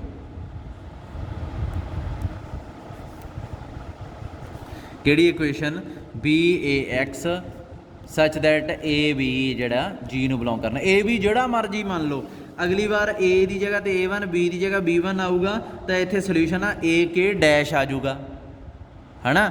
ਫਿਰ ਤੁਸੀਂ ਏ ਦੀ ਜਗ੍ਹਾ A2 B ਦੀ ਜਗ੍ਹਾ B2 ਮੰਨ ਲਓਗੇ ਤਾਂ ਸੋਲਿਊਸ਼ਨ AK ਡਬਲ ਡੈਸ਼ ਆ ਜਾਊਗਾ। ਪਰ ਸੋਲਿਊਸ਼ਨ ਆਊਗਾ ਜ਼ਰੂਰ, ਮੈਂ ਇਹ ਕਹਿਣਾ ਚਾਹੁੰਦਾ, ਅਤੇ ਆਊਗਾ ਵੀ ਯੂਨੀਕ, ਠੀਕ ਹੈ। ਸੋ ਇਹ ਚੀਜ਼ ਜਦੋਂ ਟਰੂ ਹੋ ਜਾਂਦੀ ਆ, ਆਪਣੀ ਪਿਛਲੀ ਥਿਓਰਮ ਕੀ ਕਹਿੰਦੀ ਸੀਗੀ ਕਿ ਜਦੋਂ ਪਿਛਲੀ ਥਿਓਰਮ ਕੀ ਕਹਿੰਦੀ ਆ, ਆਹ ਪੜ੍ਹੋ ਇਸ ਥਿਓਰਮ ਨੂੰ। ਅਸੈਮੀ ਗਰੁੱਪ ਫਾਈਨਾਈਟ ਹੋਣ ਦੀ ਵੀ ਨਹੀਂ ਲੋੜ, ਆਪਣੇ ਕੋਲੇ ਤਾਂ ਫਾਈਨਾਈਟ ਆ, ਇਹ ਤਾਂ ਕਹਿੰਦੀ ਫਾਈਨਾਈਟ ਹੋਣ ਦੀ ਵੀ ਨਹੀਂ ਲੋੜ। ਅਸੈਮੀ ਗਰੁੱਪ ਇਹਦੇ ਵਿੱਚ ਬੋਥ ਦਾ ਇਕੁਏਸ਼ਨਸ, ਆ ਜਿਹੜੀਆਂ ਇਕੁਏਸ਼ਨਾਂ ਇਹਨਾਂ ਕੋਲ ਜੇ ਸੋਲਿਊਸ਼ਨ ਆ ਜੇ ਤਾਂ ਆਪਣਾ ਗਰੁੱਪ ਬਣ ਜਾਂਦਾ। ਸੋ ਇਹ ਦੋਵਾਂ ਦਾ ਸੋਲਿਊਸ਼ਨ ਆ ਗਿਆ। ਸੋ ਬਾਈ ਥਿਓਰਮ ਇੱਥੇ ਤੁਸੀਂ ਸਾਰੀ ਥਿਓਰਮ ਦੀ ਸਟੇਟਮੈਂਟ ਲਿਖੋਗੇ, ਉਹੀ ਆਹ ਜਿਹੜੀ ਥਿਓਰਮ ਦੀ ਸਟੇਟਮੈਂਟ ਕਿਹਦੀ 1.2.4 ਦੀ। ਦੈਨ ਤੁਸੀਂ ਉਸ ਤੋਂ ਬਾਅਦ ਸਿੱਧਾ ਲਿਖੋਗੇ ਜੀ ਕੀ ਬਣ ਗਿਆ, ਗਰੁੱਪ ਬਣ ਗਿਆ, ਖਤਮ ਹੋ ਗਿਆ ਕਿੱਸਾ। ਵੀਡੀਓ ਨੂੰ ਕਮ ਸੇ ਕਮ 2 ਵਾਰੀ ਦੇਖਿਓ, ਇੱਥੋਂ ਤੱਕ 31 ਮਿੰਟ ਦੀ ਵੀਡੀਓ ਆ ਜਿਹੜੀ ਬਹੁਤ ਇੰਪੋਰਟੈਂਟ ਆ ਅਤੇ ਬਹੁਤ ਜ਼ਰੂਰੀ ਹੈ, ਤੁਹਾਨੂੰ ਸਮਝਣ ਵਾਸਤੇ ਵੀ 2 ਵਾਰੀ ਦੇਖਣਾ ਪਊਗਾ। ਇਹ ਥਿਓਰਮ ਐਸੀ ਆ, ਮੈਂ ਤੁਹਾਨੂੰ ਦੱਸਾਂ ਵੀ 2 ਵਾਰੀ ਦੇਖਣੀ ਪੈਣੀ ਆ, 3 ਵਾਰੀ ਲਿਖਣੀ ਪੈਣੀ ਆ, ਫਿਰ ਤੁਹਾਡੇ ਪੱਲੇ ਪੈਣੀ ਆ ਵੀ ਹੈ ਕੀ ਇਹਦੇ 'ਚ। ਅਲਜਬਰੇ ਦੀ ਸਮੱਸਿਆ ਹੀ ਇਹ ਯਾਰ, ਅਜੇ ਅਲਜਬਰਾ ਭੁੱਲਦਾ ਹੀ ਬਹੁਤ ਆ, ਸਾਰੇ ਸਟੂਡੈਂਟਸ ਨੂੰ ਹੀ ਪ੍ਰੋਬਲਮ ਆਉਣੀ ਹੈ ਇਹ। ਜੇ ਤੁਹਾਨੂੰ ਸ਼ਾਇਦ ਲੱਗੇ ਵੀ ਤੁਸੀਂ ਸਿਰਫ ਇਕੱਲਾ ਮੈਂ ਹੀ ਆ ਇਹੋ ਜਿਹਾ, ਪਰ ਇਹੋ ਜਿਹੀ ਚੀਜ਼ ਨਾ ਸੋਚੋ ਵੀ ਸਿਰਫ ਮੇਰੇ ਨਾਲ ਹੀ ਇੱਦਾਂ ਹੋ ਰਿਹਾ, ਬਾਕੀ ਤਾਂ ਪਤਾ ਨਹੀਂ ਬਾਕੀਆਂ ਨੂੰ ਕਿਵੇਂ। ਮੈਂ ਤੁਹਾਨੂੰ ਦੱਸਾਂ, ਇਹਦੀ ਸਭ ਤੋਂ ਵੱਡੀ ਸਮੱਸਿਆ ਮੈਨੂੰ ਆਉਂਦੀ ਹੁੰਦੀ ਸੀਗੀ, ਮਤਲਬ ਇੱਕ ਥਿਓਰਮ ਕਰੋ, ਅਗਲੀ ਕਰੋ, ਉਦੋਂ ਹੀ ਪਿਛਲੇ ਦੇ ਸਟੈਪ ਭੁੱਲ ਜਾਣੇ, ਉਦੋਂ ਗਾਂਹ ਵਾਲੀ ਕਰੋ, ਪਹਿਲੀਆਂ ਦੋਵਾਂ ਦੇ ਭੁੱਲ ਜਾਣੇ, ਹੈ ਨਾ। ਇਹਦਾ ਮਤਲਬ ਵੀ ਵਾਰ-ਵਾਰ ਲਿਖ ਕੇ ਦੇਖਣਾ ਤੁਸੀਂ। ਅਲਜਬਰੇ ਦਾ ਹਰੇਕ ਸਟੈਪ ਹੀ ਇਹੋ ਜਿਹਾ ਜੇ, ਮੈਂ ਤੁਹਾਨੂੰ ਆਪ ਕਹਿਣ ਲੱਗ ਜਾਣਾ, ਮੈਂ ਤੁਹਾਨੂੰ ਦੱਸਦਾ ਹਰੇਕ ਟੀਚਰ ਨੂੰ ਲੈਸਨ ਪ੍ਰਪੇਅਰ ਕਰਨਾ ਪੈਂਦਾ, ਹੈ ਨਾ। ਜਦੋਂ ਅਸੀਂ ਹੁਣ ਲੈਸਨ ਪ੍ਰਪੇਅਰ ਕਰਦੇ ਹਾਂ, ਮੈਂ ਸੁਬਾਹ ਜਦੋਂ ਉੱਠਦਾ ਇੱਕ ਵਾਰੀ ਮੈਨੂੰ ਵੀ ਦੇਖਣੇ ਪੈਂਦੇ ਆ ਸਟੈਪ, ਮੈਂ ਇਮਾਨਦਾਰੀ ਨਾਲ ਦੱਸ ਦਿੰਦਾ। ਇੱਕ ਵਾਰੀ ਇਹ ਨਹੀਂ ਹੈ ਵੀ ਮੇਰੇ 'ਚੋਂ ਹੁਣ ਅਲਜਬਰਾ ਊਂ ਹੀ ਮੈਨੂੰ ਤਾਂ ਰੱਟੇ ਲੱਗ ਗਏ, ਇੰਨੇ ਸਾਲ ਹੋ ਗਏ ਪੜ੍ਹਾਉਂਦੇ ਨੂੰ। ਹਜੇ ਤੱਕ ਮੈਂ ਸੁਬਾਹ ਜਦੋਂ ਵੀ ਆਉਣਾ ਇੱਕ ਵਾਰੀ ਮੈਨੂੰ ਦੇਖਣਾ ਪੈਂਦਾ ਵੀ ਅੱਜ ਕੀ ਕਰਾਉਣਾ। ਅਤੇ ਕਈ ਵਾਰੀ ਥਿਓਰਮ ਦਾ ਨਾ ਇੱਕ ਪਰਟੀਕੂਲਰ ਸਟੈਪ ਹੁੰਦਾ ਜਿਹੜਾ ਮੈਂ ਹਰ ਸਾਲ ਹੀ ਭੁੱਲ ਜਾਂਦਾ, ਉਹ ਸਟੈਪ ਵੀ ਦੇਖਣਾ ਪੈਂਦਾ। ਅਤੇ ਤੁਸੀਂ ਤਾਂ ਹਜੇ ਸ਼ੁਰੂ ਹੀ ਹੁਣ ਕੀਤਾ ਇਹ, ਸੋ ਥੋੜ੍ਹਾ ਜਿਹਾ ਸਟਰੋਂਗ ਹੋ ਕੇ ਇਹਨੂੰ ਵਾਰ ਲਿਖ ਕੇ ਦੇਖਣਾ ਪੈਣਾ, ਫੇਰ ਹੀ ਹੋਣਾ। ਅੱਛਾ, A star A up to so on N, ਇਹ ਕੀ ਬਣੂਗਾ? A ਸਟਾਰ A ਕਹਿੰਦਾ ਬਈ ਇੰਨੀ ਵਾਰ ਨਹੀਂ ਸਾਥੋਂ ਲਿਖਿਆ ਜਾਂਦਾ, ਕਹਿੰਦਾ ਇਹਨੂੰ ਚੁੱਪ ਕਰਕੇ ਨਾ ਤੁਸੀਂ A ਦੀ ਪਾਵਰ N ਲਿਖ ਲਓ, ਕਹਿੰਦਾ ਅਸੀਂ ਨਹੀਂ ਇੰਨੀ ਵਾਰ ਲਿਖਣਾ, ਆਪੇ ਹੀ ਸਮਝ ਲਿਆ ਕਰੋ ਇਹਦਾ ਮਤਲਬ ਕੀ ਆ। ਅੱਛਾ, ਇਹਦਾ ਇੱਕ ਪੰਗਾ ਇਹ ਆ ਕਿ ਜਦੋਂ A ਸਟਾਰ A ਲਿਖਦੇ ਆ ਇਹ ਤਾਂ ਬਣ ਗਿਆ A ਸਕੇਅਰ, ਫਿਰ ਇਹ ਕਹਿੰਦੇ ਆ ਵੀ ਇਹ ਸਾਥੋਂ ਸਟਾਰ ਵੀ ਨਹੀਂ ਲਿਖਿਆ ਜਾਂਦਾ ਇੰਨੀ ਵਾਰ, ਕਹਿੰਦਾ ਤੁਸੀਂ ਚੁੱਪ ਕਰਕੇ ਡਾਟ ਜਿਹਾ ਪਾ ਲਿਆ ਕਰੋ, N ਟਾਈਮਸ ਤੇ ਇਹਨੂੰ ਲਿਖ ਦਿਆ ਕਰੋ A ਦੀ N। ਚਲੋ ਇਹਦੇ 'ਤੇ ਸਹਿਮਤੀ ਹੋ ਗਈ ਆਪਣੀ। ਹੁਣ ਪ੍ਰੋਬਲਮ ਕੀ ਆਉਂਦੀ ਆ, ਡਾਟ ਕਿਹਨੂੰ ਰਿਪਰੈਜ਼ੈਂਟ ਕਰਦਾ? ਸਟਾਰ ਨੂੰ। ਅਤੇ ਸਟਾਰ ਕੀ ਹੋ ਸਕਦਾ? ਕੁਛ ਵੀ। ਪੰਗਾ ਸਭ ਤੋਂ ਵੱਡਾ ਇਹ ਆ, ਸਟਾਰ ਕੁਛ ਵੀ ਹੋ ਸਕਦਾ। ਹੁਣ ਮੈਂ ਤੁਹਾਨੂੰ ਦਿਖਾਉਣਾ ਕਿ ਮੰਨ ਲਓ ਕੰਪੋਜੀਸ਼ਨ A ਸਟਾਰ B ਦੀ ਆ, ਤੁਸੀਂ ਰੱਖੀ A + B - AB, ਹੈ ਨਾ। ਇਹ ਮੇਰੀ ਆਪਣੀ ਜਿਹੜੀ ਵਿਰਾਸਤੀ ਕੰਪੋਜੀਸ਼ਨ ਆ। ਚਲੋ ਇੱਥੇ ਮੈਂ A ਸਟਾਰ A ਕੈਲਕੂਲੇਟ ਕਰਨਾ ਚਾਹੁੰਦਾ, ਕੀ ਆਊਗਾ? A + A - AA। ਇਹ ਜਿਹੜੇ ਆਪਰੇਸ਼ਨ ਆ ਇਹ ਪਹਿਲੀ ਦੂਜੀ ਵਾਲੇ ਆ, ਇੱਥੇ ਜਿਹੜੇ ਸਾਰੇ ਲੱਗੇ ਹੋਏ ਆ। ਕੀ ਬਣ ਗਿਆ ਇਹ? 2A - A ਸਕੇਅਰ ਬਣ ਗਿਆ ਕਿ ਨਹੀਂ? ਹੁਣ ਇਹਨੂੰ ਤੁਸੀਂ ਕੀ ਲਿਖੋਗੇ? ਇਹਨੂੰ ਲਿਖੋਗੇ A ਸਕੇਅਰ। ਹੁਣ ਇੱਥੇ ਕੀ ਆ ਗਿਆ? A square = 2A - A square. That's it. ਆ A ਸਕੇਅਰ ਅਤੇ ਆ A ਸਕੇਅਰ ਸੇਮ ਨਹੀਂ ਹੈ। ਇਹ ਫਸਟ ਸਟੈਂਡਰਡ ਵਾਲਾ, ਨਰਸਰੀ ਵਾਲਾ, ਇਹ BSc 3rd ਈਅਰ ਵਾਲਾ। ਇਹ ਨਾ ਹੋਵੇ ਵੀ ਅਗਲੇ ਸਟੈਪ 'ਚ ਤੁਸੀਂ ਕਰੋਗੇ ਵੀ ਸਰ ਇਹਨੂੰ ਉੱਧਰ ਲੈ ਆਏ ਜੀ ਅਸੀਂ, 2A ਸਕੇਅਰ ਆ ਗਿਆ, 2A ਆ ਗਿਆ, ਫਿਰ 2 ਨਾਲ 2 ਕੱਟਤਾ ਜੀ, A ਨਾਲ A ਕੱਟਤਾ, A ਦੀ ਵੈਲਿਊ ਆ ਗਈ 1। ਇਹੋ ਜਿਹੀ ਭਕਾਈ ਨਾ ਮਾਰ ਦਿਓ। ਆਹਾ ਅਤੇ ਆਹਾ ਡਿਫਰੈਂਟ ਆ। ਅੰਡਰਸਟੈਂਡ? ਸਮਝ ਲੱਗੀ? ਜੇ ਮੰਨ ਲਓ ਤੁਸੀਂ ਕੈਲਕੂਲੇਟ ਕਰਨਾ ਚਾਹੁੰਦੇ ਹੋ, ਹੁਣ ਸੇਮ ਚੀਜ਼ ਨਾਲ ਹੀ ਮੈਂ ਤੁਹਾਨੂੰ ਸਮਝਾਉਣ ਲੱਗਾ। ਏ ਗੁਣਾ ਇਹੀ ਸੇਮ ਕੰਪੋਜੀਸ਼ਨ ਆ। ਇੱਥੇ ਤੁਸੀਂ 2 ਸਕੁਏਅਰ ਕੈਲਕੂਲੇਟ ਕਰਨਾ ਚਾਹੁੰਦੇ ਹੋ। ਤੁਸੀਂ ਕਹੋਗੇ ਜੀ 2 ਦੂਣੀ 4, ਨਹੀਂ 4। ਤੁਸੀਂ ਕਰੋਗੇ 2 ਸਟਾਰ 2, ਇਹ ਆਊਗਾ 2 ਜਮਾ 2 ਮਾਈਨਸ 2 ਦੂਣੀ 4। ਆਹ 2 ਦੂਣੀ 4 ਆ, ਕੀ ਆ ਗਿਆ 4 minus 4 is equal to 0। So 2 square ਕੀ ਆਊਗਾ 0। ਸਮਝੋ, ਇਹ ਆ ਮੈਥ ਅਲਜਬਰਾ। 2 ਦੀ ਕਿਊਬ ਕੈਲਕੂਲੇਟ ਕਰਨਾ ਤਾਂ ਕੀ ਕਰੋਗੇ ਤੁਸੀਂ, 2 ਸਕੁਏਅਰ ਨੂੰ ਮੂਹਰੇ ਰੱਖ ਲਓਗੇ, ਸਟਾਰ ਪਾ ਦੋਗੇ, 2 ਰੱਖ ਲਓਗੇ। ਦੇਖੋ ਪਾਵਰਾਂ ਬੇਸ ਸੇਮ ਵਾਲਾ ਕੰਸੈਪਟ ਇੱਥੇ ਵੀ ਇਹ ਐਕਸੈਪਟ ਕਰਦੇ ਆ। ਇਹ ਕਹਿ ਦਿੰਦੇ ਆ ਵੀ ਏ ਸਟਾਰ ਏ ਹੈ ਨਾ ਜਿਹੜਾ, ਇਹ ਏ ਕਿਊਬ ਆ। ਆਪਾਂ ਹੁਣੇ ਡਿਫਾਈਨ ਕਰਕੇ ਆਏ ਆ। ਅਤੇ ਮੈਨੂੰ ਦੱਸੋ ਆਹ ਕੀ ਬਣਦਾ ਫਿਰ? ਇਸੇ ਡੈਫੀਨੇਸ਼ਨ ਦੇ ਅਕੋਰਡਿੰਗ ਇਹ ਏ ਸਕੁਏਅਰ ਬਣੂਗਾ ਨਾ, ਅਤੇ ਇਹ ਸਟਾਰ ਉਵੇਂ ਹੀ ਪਿਆ ਰਹੂਗਾ, ਇੱਥੇ ਏ ਆ ਜਾਊਗਾ। ਅਤੇ ਮੈਂ ਸੇਮ ਚੀਜ਼ ਹੀ ਲਿਖੀ ਹੈ ਕਿਊਬ 2 1। ਸਮਝਦੇ ਹੋ? ਅਤੇ ਇਹ ਚੀਜ਼ ਨੂੰ ਆਪਾਂ ਮੰਨ ਸਕਦੇ ਹਾਂ, ਆਪਾਂ ਬੇਸ ਸੇਮ ਪਾਵਰ ਐਡ ਵਾਲੀ। ਅੱਛਾ 2 ਦਾ ਸਕੁਏਅਰ ਕੀ ਆਉਂਦਾ 0, ਉੱਪਰ ਕਰਕੇ ਹਟਿਆ ਮੈਂ, ਸਟਾਰ 2। ਹੁਣ ਇਹਨੂੰ ਏ ਮੰਨ ਕੇ ਇਹਨੂੰ ਬੀ ਮੰਨ ਕੇ ਆ ਆਪਰੇਸ਼ਨ ਲਾ ਦਿਓ, ਕੀ ਆਊਗਾ 0 + 2 - 0 2। ਕੀ ਬਣ ਗਿਆ ਇਹ 2, ਜਾਣੀ ਕਿ 2 ਦੀ ਕਿਊਬ ਕੀ ਹੁੰਦਾ 2।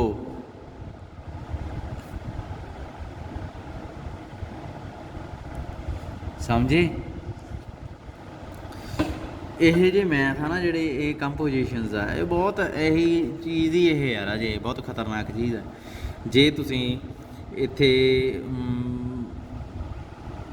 ਕਹੋ ਕਿ ਭਾਈ ਅਸੀਂ ਤਾਂ ਹੁਣ ਇਹਨੂੰ ਕੱਟ ਦਾਂਗੇ, ਹੈ ਨਾ, ਇਹਨੂੰ ਇਹਦੇ ਨਾਲ ਅਸੀਂ ਤਾਂ ਕੱਟਣਾ, ਮੈਂ ਕਹੂੰਗਾ ਚਲੋ ਕੱਟ ਲਓ। ਫਿਰ ਤੁਸੀਂ ਕਹਿੰਦੇ ਆਹ ਰਹਿ ਗਿਆ ਜੀ ਹੁਣ, ਹੈ ਨਾ। ਫਿਰ ਤੁਸੀਂ ਕਹੋਗੇ ਆਹ ਦੂਏ ਨਾਲ ਦੂਆ ਕੱਟਤਾ, ਆਹੀ ਰਹਿ ਗਿਆ। ਫਿਰ ਉੱਤੋਂ ਕਹੋਗੇ ਜੀ 2 ਦੀ ਪਾਵਰ 2 ਤਾਂ 0 ਆਉਂਦਾ ਸੀ, ਇਹਦਾ ਮਤਲਬ 1 ਆ ਅਤੇ 0, ਕਿਉਂਕਿ ਇਹ 2 ਦੀ 2 1 ਆ, ਇਹ 2 ਦੀ 2 0 ਆ, ਇਹਦਾ ਮਤਲਬ 1 ਅਤੇ 0 ਬਰਾਬਰ ਹੋ ਗਏ। ਇਹ ਤਾਂ ਪੜਾਕਾ ਪੈ ਗਿਆ। ਕਿੱਥੇ ਗੜਬੜ ਹੋਈ ਆ? ਕੈਂਸਲ ਨਹੀਂ ਕਰ ਸਕਦੇ।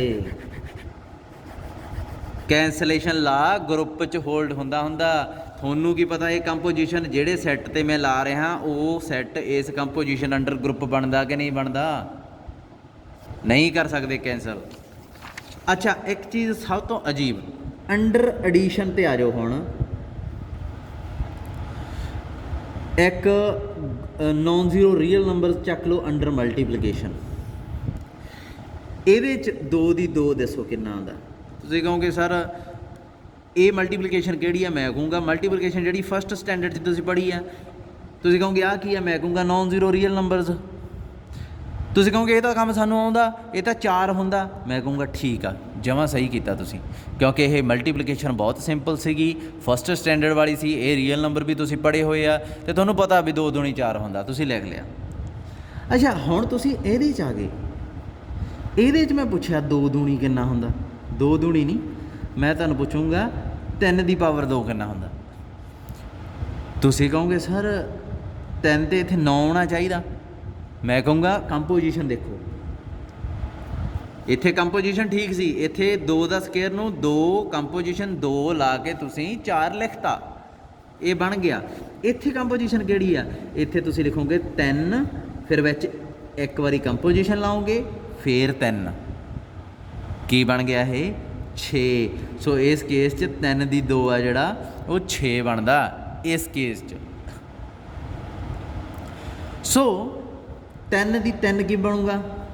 ਤੁਸੀਂ ਕਹੋਗੇ ਠੀਕ ਹੈ ਜੀ, ਹੁਣ ਅਸੀਂ ਸਮਝ ਲੱਗ ਗਈ, 3 ਨੂੰ 3 ਵਾਰੀ ਐਡ ਕਰ ਦੇਣਾ, ਯਾਨੀ ਕਿ ਜਿੰਨੀ ਇੱਥੇ ਪਾਵਰ ਆ ਉਨੀ ਵਾਰ ਆਪਾਂ ਐਲੀਮੈਂਟ ਨੂੰ ਕੰਪੋਜੀਸ਼ਨ 'ਤੇ ਵਿੱਚ ਕੰਪੋਜੀਸ਼ਨ ਨੂੰ ਵਰਤਣਾ ਉਨੇ ਹੀ ਵਾਰ ਲਿਖ ਕੇ, ਹੈ ਨਾ। ਜਿਵੇਂ 3 ਵਾਰੀ 3 ਪਾਵਰ ਆ, ਸੋ 3 ਨੂੰ 3 ਵਾਰ ਲਿਖ ਕੇ ਵਰਤਿਆ। ਕੰਪੋਜੀਸ਼ਨ ਨੂੰ ਸਿੰਪਲ ਐਡੀਸ਼ਨ ਆ, 3 3 6 ਅਤੇ 9। ਅੱਛਾ ਸਭ ਤੋਂ ਵੱਡੀ ਅਜੀਬੋ ਗਰੀਬ ਚੀਜ਼ ਇਹ ਆਉਂਦੀ ਆ ਵੀ 1 ਦੀ ਪਾਵਰ 4 ਕੀ ਹੋਊਗਾ ਇਸ ਕੇਸ 'ਚ? ਤੁਸੀਂ ਕਹੋਗੇ ਸਰ ਸਾਨੂੰ ਹੁਣ ਪਤਾ, 1 ਨੂੰ ਪਹਿਲਾਂ ਤਾਂ 4 ਵਾਰੀ ਲਿਖ ਲੈਣਾ, ਫਿਰ ਉਹਦੇ ਵਿਚਾਲੇ ਆਹ ਕੰਪੋਜੀਸ਼ਨ ਪਾ ਦੇਣੀ ਆ। ਤੁਸੀਂ ਕਹੋਗੇ ਇਹ ਆ ਗਿਆ 4। मैं कहूँगा बई ਐਂ करो, इस कन्फ्यूजन तो बचण वास्ते ना ਇਹਨੂੰ ਥੋੜਾ ਜਿਹਾ ਸਹੀ ਕਰਕੇ ਲਿਖੋ। ਆਪਾਂ ਨਾ ਇਹ ਜਿਹੜੀ ਪਾਵਰ ਆ ਇੱਥੇ ਇਹਨੂੰ ਹੋਰ ਤਰੀਕੇ ਨਾਲ ਲਿਖਦੇ ਆ। ਤੁਸੀਂ ਕਿਹਾ ਕਿਵੇਂ? ਮੈਂ ਕਹੂੰਗਾ ਦੇਖੋ ਐਂ ਹੁੰਦਾ a ਦੀ ਪਾਵਰ n ਆ, ਅੰਡਰ ਐਡੀਸ਼ਨ ਕੋਈ ਵੀ ਗਰੁੱਪ ਜੇ ਡਿਫਾਈਨ ਕੀਤਾ ਹੋਇਆ, ਆਪਾਂ ਨੂੰ ਪਤਾ ਸਾਰਿਆਂ ਨੂੰ ਵੀ a ਨੂੰ ਪਹਿਲਾਂ ਤਾਂ n ਵਾਰੀ ਆਪਾਂ ਲਿਖਣਾ, ਫਿਰ ਵਿੱਚ ਆਹ ਐਡੀਸ਼ਨ ਪੈ ਜਾਣੀ ਆ। ਠੀਕ ਆ, ਹੁਣ n ਵਾਰੀ a ਨੂੰ ਜਦੋਂ ਜੋੜੀਏ ਤਾਂ ਕੀ ਬਣੂਗਾ? n a ਹੈ ਨਾ। ਮੈਂ ਕਹੂੰਗਾ ਫਿਰ ਐਂ ਕਰੋ, ਜਦੋਂ ਵੀ ਐਡੀਸ਼ਨ ਦੀ ਗੱਲ ਆਉਂਦੀ ਹੈ ਨਾ, ਪਾਵਰ ਨੂੰ a ਦੀ ਪਾਵਰ n ਨਾ ਲਿਖੋ, ਇਹਨੂੰ ਤੁਸੀਂ n a ਲਿਖ ਲਓ, ਇਹ ਜ਼ਿਆਦਾ ਵਧੀਆ ਲੱਗਦਾ। ਹੁਣ ਦੇਖੋ 10 ਦੀ ਪਾਵਰ 2, ਤੁਸੀਂ ਕਹੋਗੇ ਠੀਕ ਹੈ ਜੀ, 2 ਨੂੰ ਮੂਹਰੇ ਪ੍ਰੋਡਕਟ ਕਰ ਲੈਂਦੇ ਆ, ਪਿੱਛੇ 3 ਲਾ ਦਿੰਦੇ ਆ, 6 ਆ ਗਿਆ। 10 ਦੀ ਪਾਵਰ 2 6 ਆ ਪਿਆ ਦੇਖੋ। 10 ਦੀ ਪਾਵਰ 3 ਮੂਹਰੇ 3 ਲਾਤਾ, ਪਿੱਛੇ ਵੀ 3 ਲਾਤਾ, ਕਿੰਨਾ ਆ ਗਿਆ? 9। ਆ ਦੇਖੋ 10 ਦੀ ਪਾਵਰ 3 9। 1 ਦੀ ਪਾਵਰ 4 ਮਤਲਬ ਮੂਹਰੇ 4 ਲਾ ਦਿੰਦੇ ਆ, ਪਿੱਛੇ 1 ਲਾ ਦਿੰਦੇ ਆ, ਕੀ ਆਨਸਰ ਆ ਗਿਆ? 4 ਆ ਗਿਆ। ਸੋ ਐਡੀਸ਼ਨ 'ਚ ਪਾਵਰ ਨੂੰ ਇਦਾਂ ਹੀ ਐਕਸਪ੍ਰੈਸ ਕਰਨਾ, n a ਮੂਹਰੇ ਪ੍ਰੋਡਕਟ ਕਰ। ਮਲਟੀਪਲੀਕੇਸ਼ਨ 'ਚ ਇਦਾਂ ਲਿਖਣਾ। ਹੁਣ ਦੇਖੋ ਜਦੋਂ ਵੀ ਗਰੁੱਪ ਥਿਊਰੀ 'ਚ ਐਡੀਟਿਵ ਗਰੁੱਪ ਲਿਖਿਆ ਹੋਊਗਾ,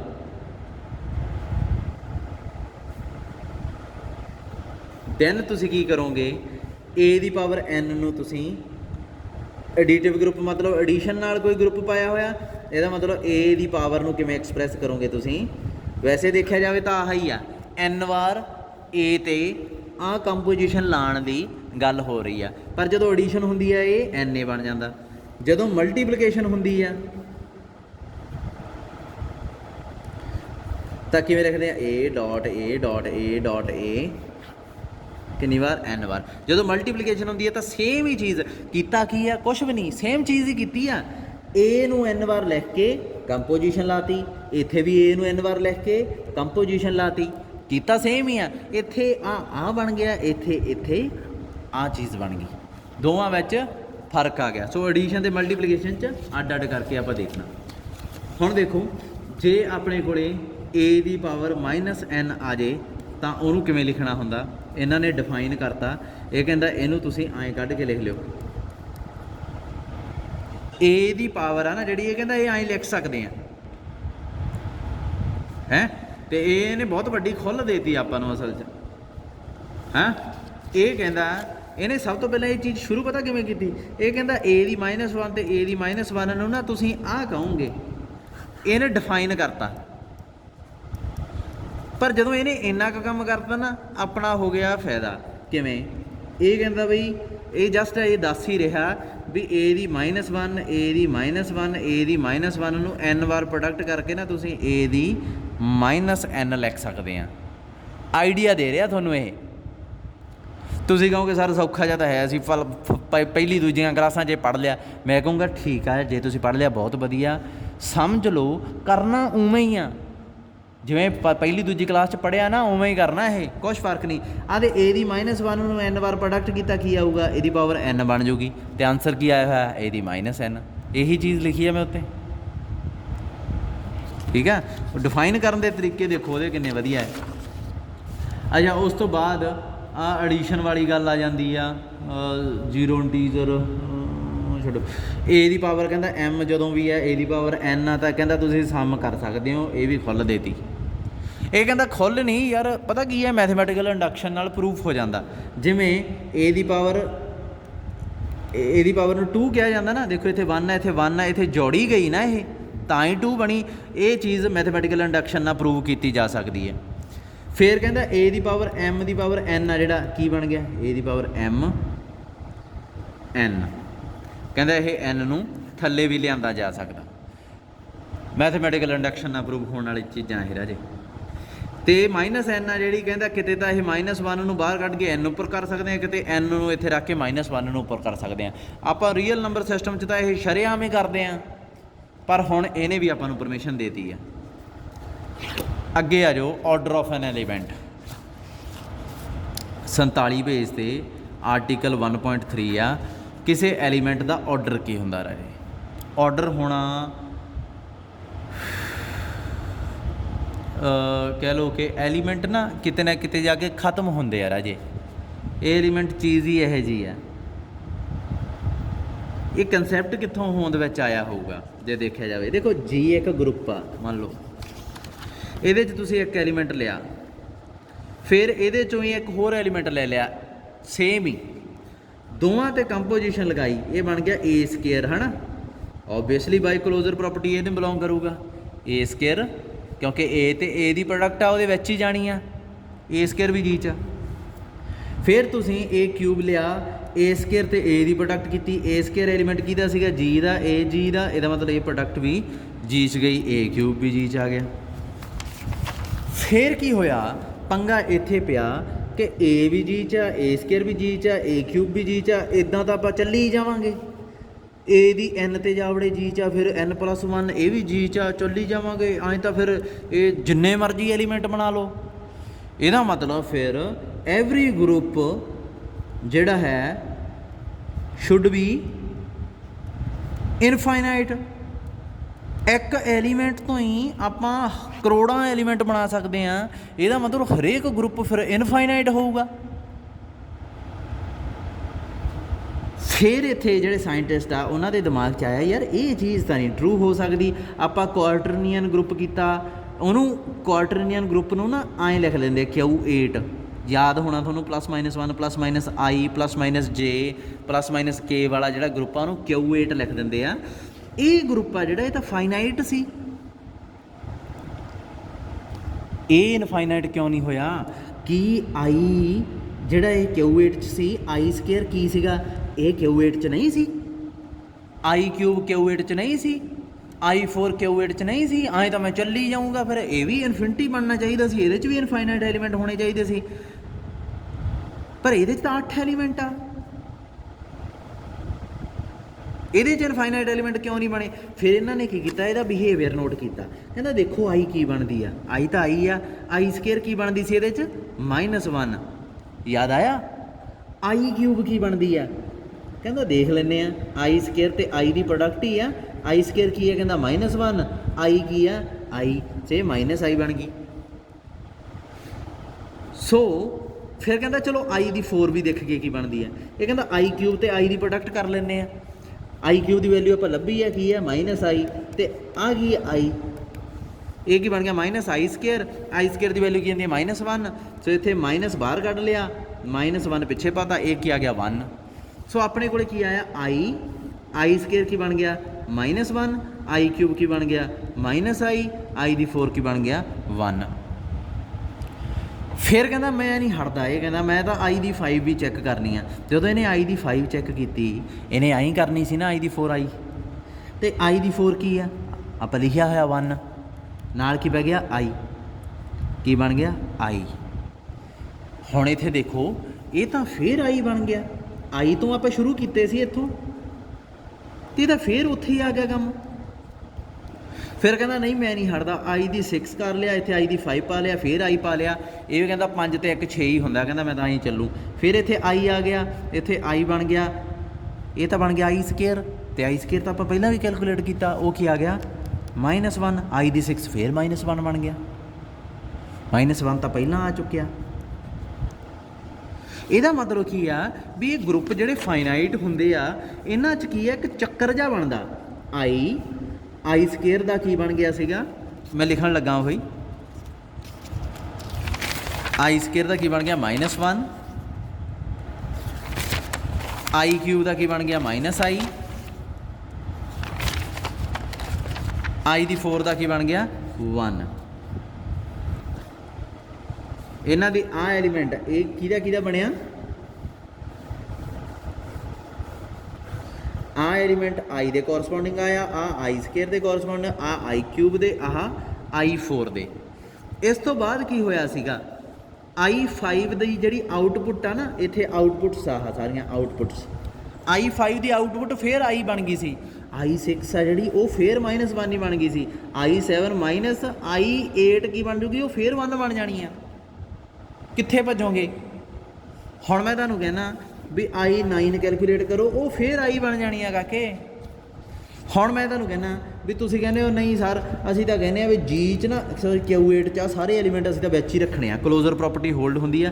ਤੁਸੀਂ ਕਿ ਅਸੀਂ I ਵੀ ਵਿੱਚ ਰੱਖਾਂਗੇ, I² ਵੀ ਵਿੱਚ ਰੱਖਾਂਗੇ, I³ ਵੀ ਵਿੱਚ ਰੱਖਾਂਗੇ, I4 ਵੀ, I5 ਵੀ, I6 ਵੀ, I7 ਵੀ, I8 ਵੀ, I9 ਵੀ। ਤੁਸੀਂ ਕਿਹਾ ਬਈ ਗਾਂਹ ਦੇਖ ਲਓ 9 ਐਲੀਮੈਂਟ ਤਾਂ ਅਸੀਂ ਲੱਭਤੇ ਆ, 1 ਤੋਂ ਲੈ ਕੇ 9 ਤੱਕ ਇਹ ਐਲੀਮੈਂਟ ਤਾਂ ਅਸੀਂ ਲੱਭਤੇ ਆ। ਮੈਂ ਕਹੂੰਗਾ ਖੜ ਜਾਓ ਇੱਕ ਮਿੰਟ, I ਇੱਕ ਵਾਰੀ ਆ ਗਿਆ, I² ਇੱਕ ਵਾਰੀ, I³ ਕੀ ਆਇਆ ਹੋਇਆ -I, I4 ਕੀ ਆਇਆ ਹੋਇਆ 1, I4 ਇਹ ਸਪੈਸ਼ਲ ਐਲੀਮੈਂਟ ਆ, ਇਹਦੇ 'ਤੇ ਧਿਆਨ ਦਿਓ। I4 ਜਦੋਂ ਹੋਇਆ ਤਾਂ ਇਹ 1 ਬਣਿਆ, 1 ਬਣਨ ਤੋਂ ਬਾਅਦ ਫਿਰ ਰਿਪੀਟ ਹੋ ਗਿਆ, I4 ਤੋਂ ਬਾਅਦ ਫਿਰ ਰਿਪੀਟ ਹੋ ਗਿਆ, 4 ਇੱਕ ਸਪੈਸ਼ਲ ਨੰਬਰ ਆ ਗਿਆ 4। ਉਹ ਜਦੋਂ 4I ਦੀ ਪਾਵਰ ਬਣਿਆ ਤਾਂ ਇਹ ਸਭ ਤੋਂ ਪਹਿਲਾਂ 1 ਬਣਿਆ, 1 ਕੀ ਸੀ ਆਈਡੈਂਟਿਟੀ। ਜਦੋਂ I ਦੀ ਪਾਵਰ 4 ਰੱਖੀ ਇਹ ਬਣ ਗਿਆ ਆਈਡੈਂਟਿਟੀ, ਆਈਡੈਂਟਿਟੀ ਤੋਂ ਬਾਅਦ ਚੱਕਰ ਰਿਪੀਟ ਹੋ ਗਿਆ, ਕੀ ਬਣ ਗਿਆ ਫਿਰ I। ਤੁਸੀਂ ਇੱਥੇ ਜਦੋਂ I ਦੀ 5 ਦੀ ਜਗ੍ਹਾ 'ਤੇ I ਲਿਖੀ, ਮੈਂ ਕਹੂੰਗਾ ਭਾਈ ਪਹਿਲਾਂ ਲਿਖੀ ਪਈ ਆ ਇਹਦੇ 'ਤੇ ਕਾਂਟਾ ਮਾਰ ਦੇ। ਅੱਛਾ ਤੁਸੀਂ ਕਾਂਟਾ ਮਾਰਤਾ, ਫਿਰ ਤੁਸੀਂ I6 'ਤੇ ਆ ਗਏ, I6 ਦੀ ਵੈਲਿਊ ਕੀ ਆ -1। ਜਦੋਂ ਤੁਸੀਂ ਇਹ ਲਿਖਿਆ ਮੈਂ ਕਿਹਾ ਕਾਕਾ ਪਹਿਲਾਂ ਲਿਖੀ ਪਈ ਆ ਇਹਦੇ 'ਤੇ ਵੀ ਕਾਂਟਾ ਮਾਰ ਦੇ। ਫਿਰ ਤੁਸੀਂ I7 ਦੀ ਜਗ੍ਹਾ 'ਤੇ -I ਲਿਖੀ, ਮੈਂ ਕਿਹਾ ਲਿਖਤੀ। I8 ਦੀ ਜਗ੍ਹਾ 'ਤੇ 1 ਲਿਖਿਆ, ਮੈਂ ਕਿਹਾ ਲਿਖਤਾ। ਦੁਬਾਰਾ ਮੈਂ ਲਿਖਣ ਨਹੀਂ ਦੇਣਾ ਕਿਉਂਕਿ ਸੈੱਟ 'ਚ ਦੁਬਾਰਾ ਲਿਖਿਆ ਨਹੀਂ ਜਾਂਦਾ ਹੁੰਦਾ। ਸੋ ਇਹ ਸਾਰੇ ਐਲੀਮੈਂਟ ਜਿਹੜੇ ਅਲੱਗ-ਅਲੱਗ ਲੱਗਦੇ ਸੀ ਇਹ ਅਲੱਗ-ਅਲੱਗ ਹੈ ਹੀ ਨਹੀਂ ਹੈ, ਇਹ ਤਾਂ 4 ਐਲੀਮੈਂਟ ਹੀ ਬਣੀ ਜਾਂਦੇ ਆ ਬਾਰ-ਬਾਰ, ਸਮਝਦੇ ਹੋ। ਸੋ ਇਸ ਤਰੀਕੇ ਨਾਲ ਇਹ ਜਿਹੜਾ ਚੱਕਰ ਆ I²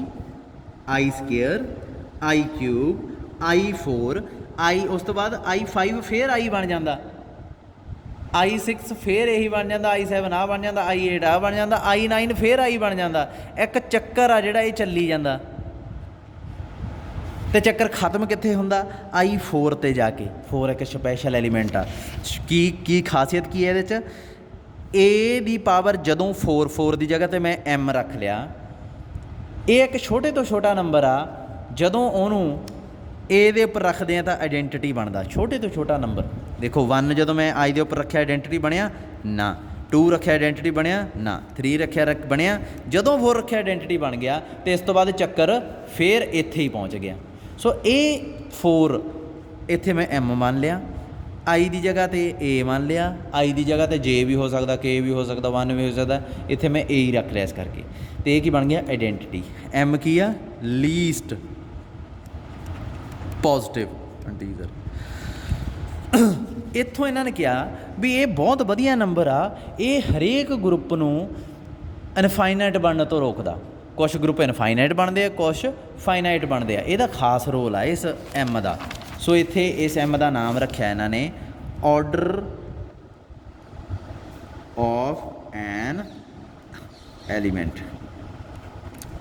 ਕਿਸੇ particular element the order, A the power A ਨੂੰ ਆਪਾਂ ਗੁਣਾ ਕੀਤੀ, ਗੁਣਾ ਕਰੀ ਗਏ ਕਰੀ ਗਏ ਕਰੀ ਗਏ, ਜਦੋਂ ਇਹ ਸਭ ਤੋਂ ਛੋਟਾ ਨੰਬਰ ਜਿਹੜਾ ਇਹਨੂੰ ਆਈਡੈਂਟਿਟੀ ਬਣਾ ਦੇਵੇ, ਮੰਨ ਲਓ M ਨੇ ਬਣਾਇਆ ਤਾਂ M ਇਹਦਾ ਆਰਡਰ ਹੋਊ, ਉਹਨੂੰ ਆਪਾਂ ਕਿਵੇਂ ਲਿਖਦੇ ਹਾਂ ਇਸ ਤਰੀਕੇ ਨਾਲ, order of A is M। ਅਤੇ ਇਹ ਝੰਜਟ ਤੋਂ ਆਪਾਂ ਨੂੰ ਪਹਿਲਾਂ ਹੀ ਮੁਕਤੀ ਮਿਲ ਚੁੱਕੀ ਆ, ਆਪਾਂ ਕਹਿੰਦੇ ਹਾਂ ਇਹਨੂੰ A ਦੀ M ਹੀ ਲਿਖ ਦਿੰਦੇ ਹੁੰਦੇ ਹਾਂ। ਸੋ ਆਰਡਰ ਆਫ A ਲੱਭ ਗਿਆ। ਜੇ ਇਹੀ ਚੀਜ਼ ਐਡੀਸ਼ਨ 'ਚ ਹੋਵੇ ਕਾਕੇ, A ਦੀ M ਨੂੰ ਕਿਵੇਂ ਲਿਖਦੇ ਹੁੰਦੇ ਆ MA। ਉਹ ਛੋਟੇ ਤੋਂ ਛੋਟਾ ਇੰਟੀਜਰ ਜਿਹਨੂੰ A ਨਾਲ ਪ੍ਰੋਡਕਟ ਕੀਤੇ ਤੇ ਆਈਡੈਂਟਿਟੀ ਬਣ ਜੇ, ਉਦੋਂ ਆਪਾਂ ਐਡੀਟਿਵ ਗਰੁੱਪ 'ਚ ਆਰਡਰ ਆਫ A ਨੂੰ M ਕਹਿ ਦਿੰਦੇ ਹਾਂ, ਕਿਉਂਕਿ A ਦੀ M ਨੂੰ ਆਪਾਂ MA ਹੀ ਲਿਖਦੇ ਹਾਂ। ਇਹ ਮੈਂ ਤੁਹਾਨੂੰ ਪਹਿਲਾਂ ਹੀ ਸਮਝਾ ਚੁੱਕਿਆ ਕਿਉਂ। ਹੁਣ ਮੈਂ ਕੁਛ ਗਰੁੱਪ ਸਿੱਟਣ ਲੱਗਾ ਤੁਹਾਡੇ ਸਾਹਮਣੇ, ਤੁਸੀਂ ਉਹਦੇ 'ਚ ਐਲੀਮੈਂਟਸ ਦੇ ਆਰਡਰ ਦੱਸਣੇ ਆ।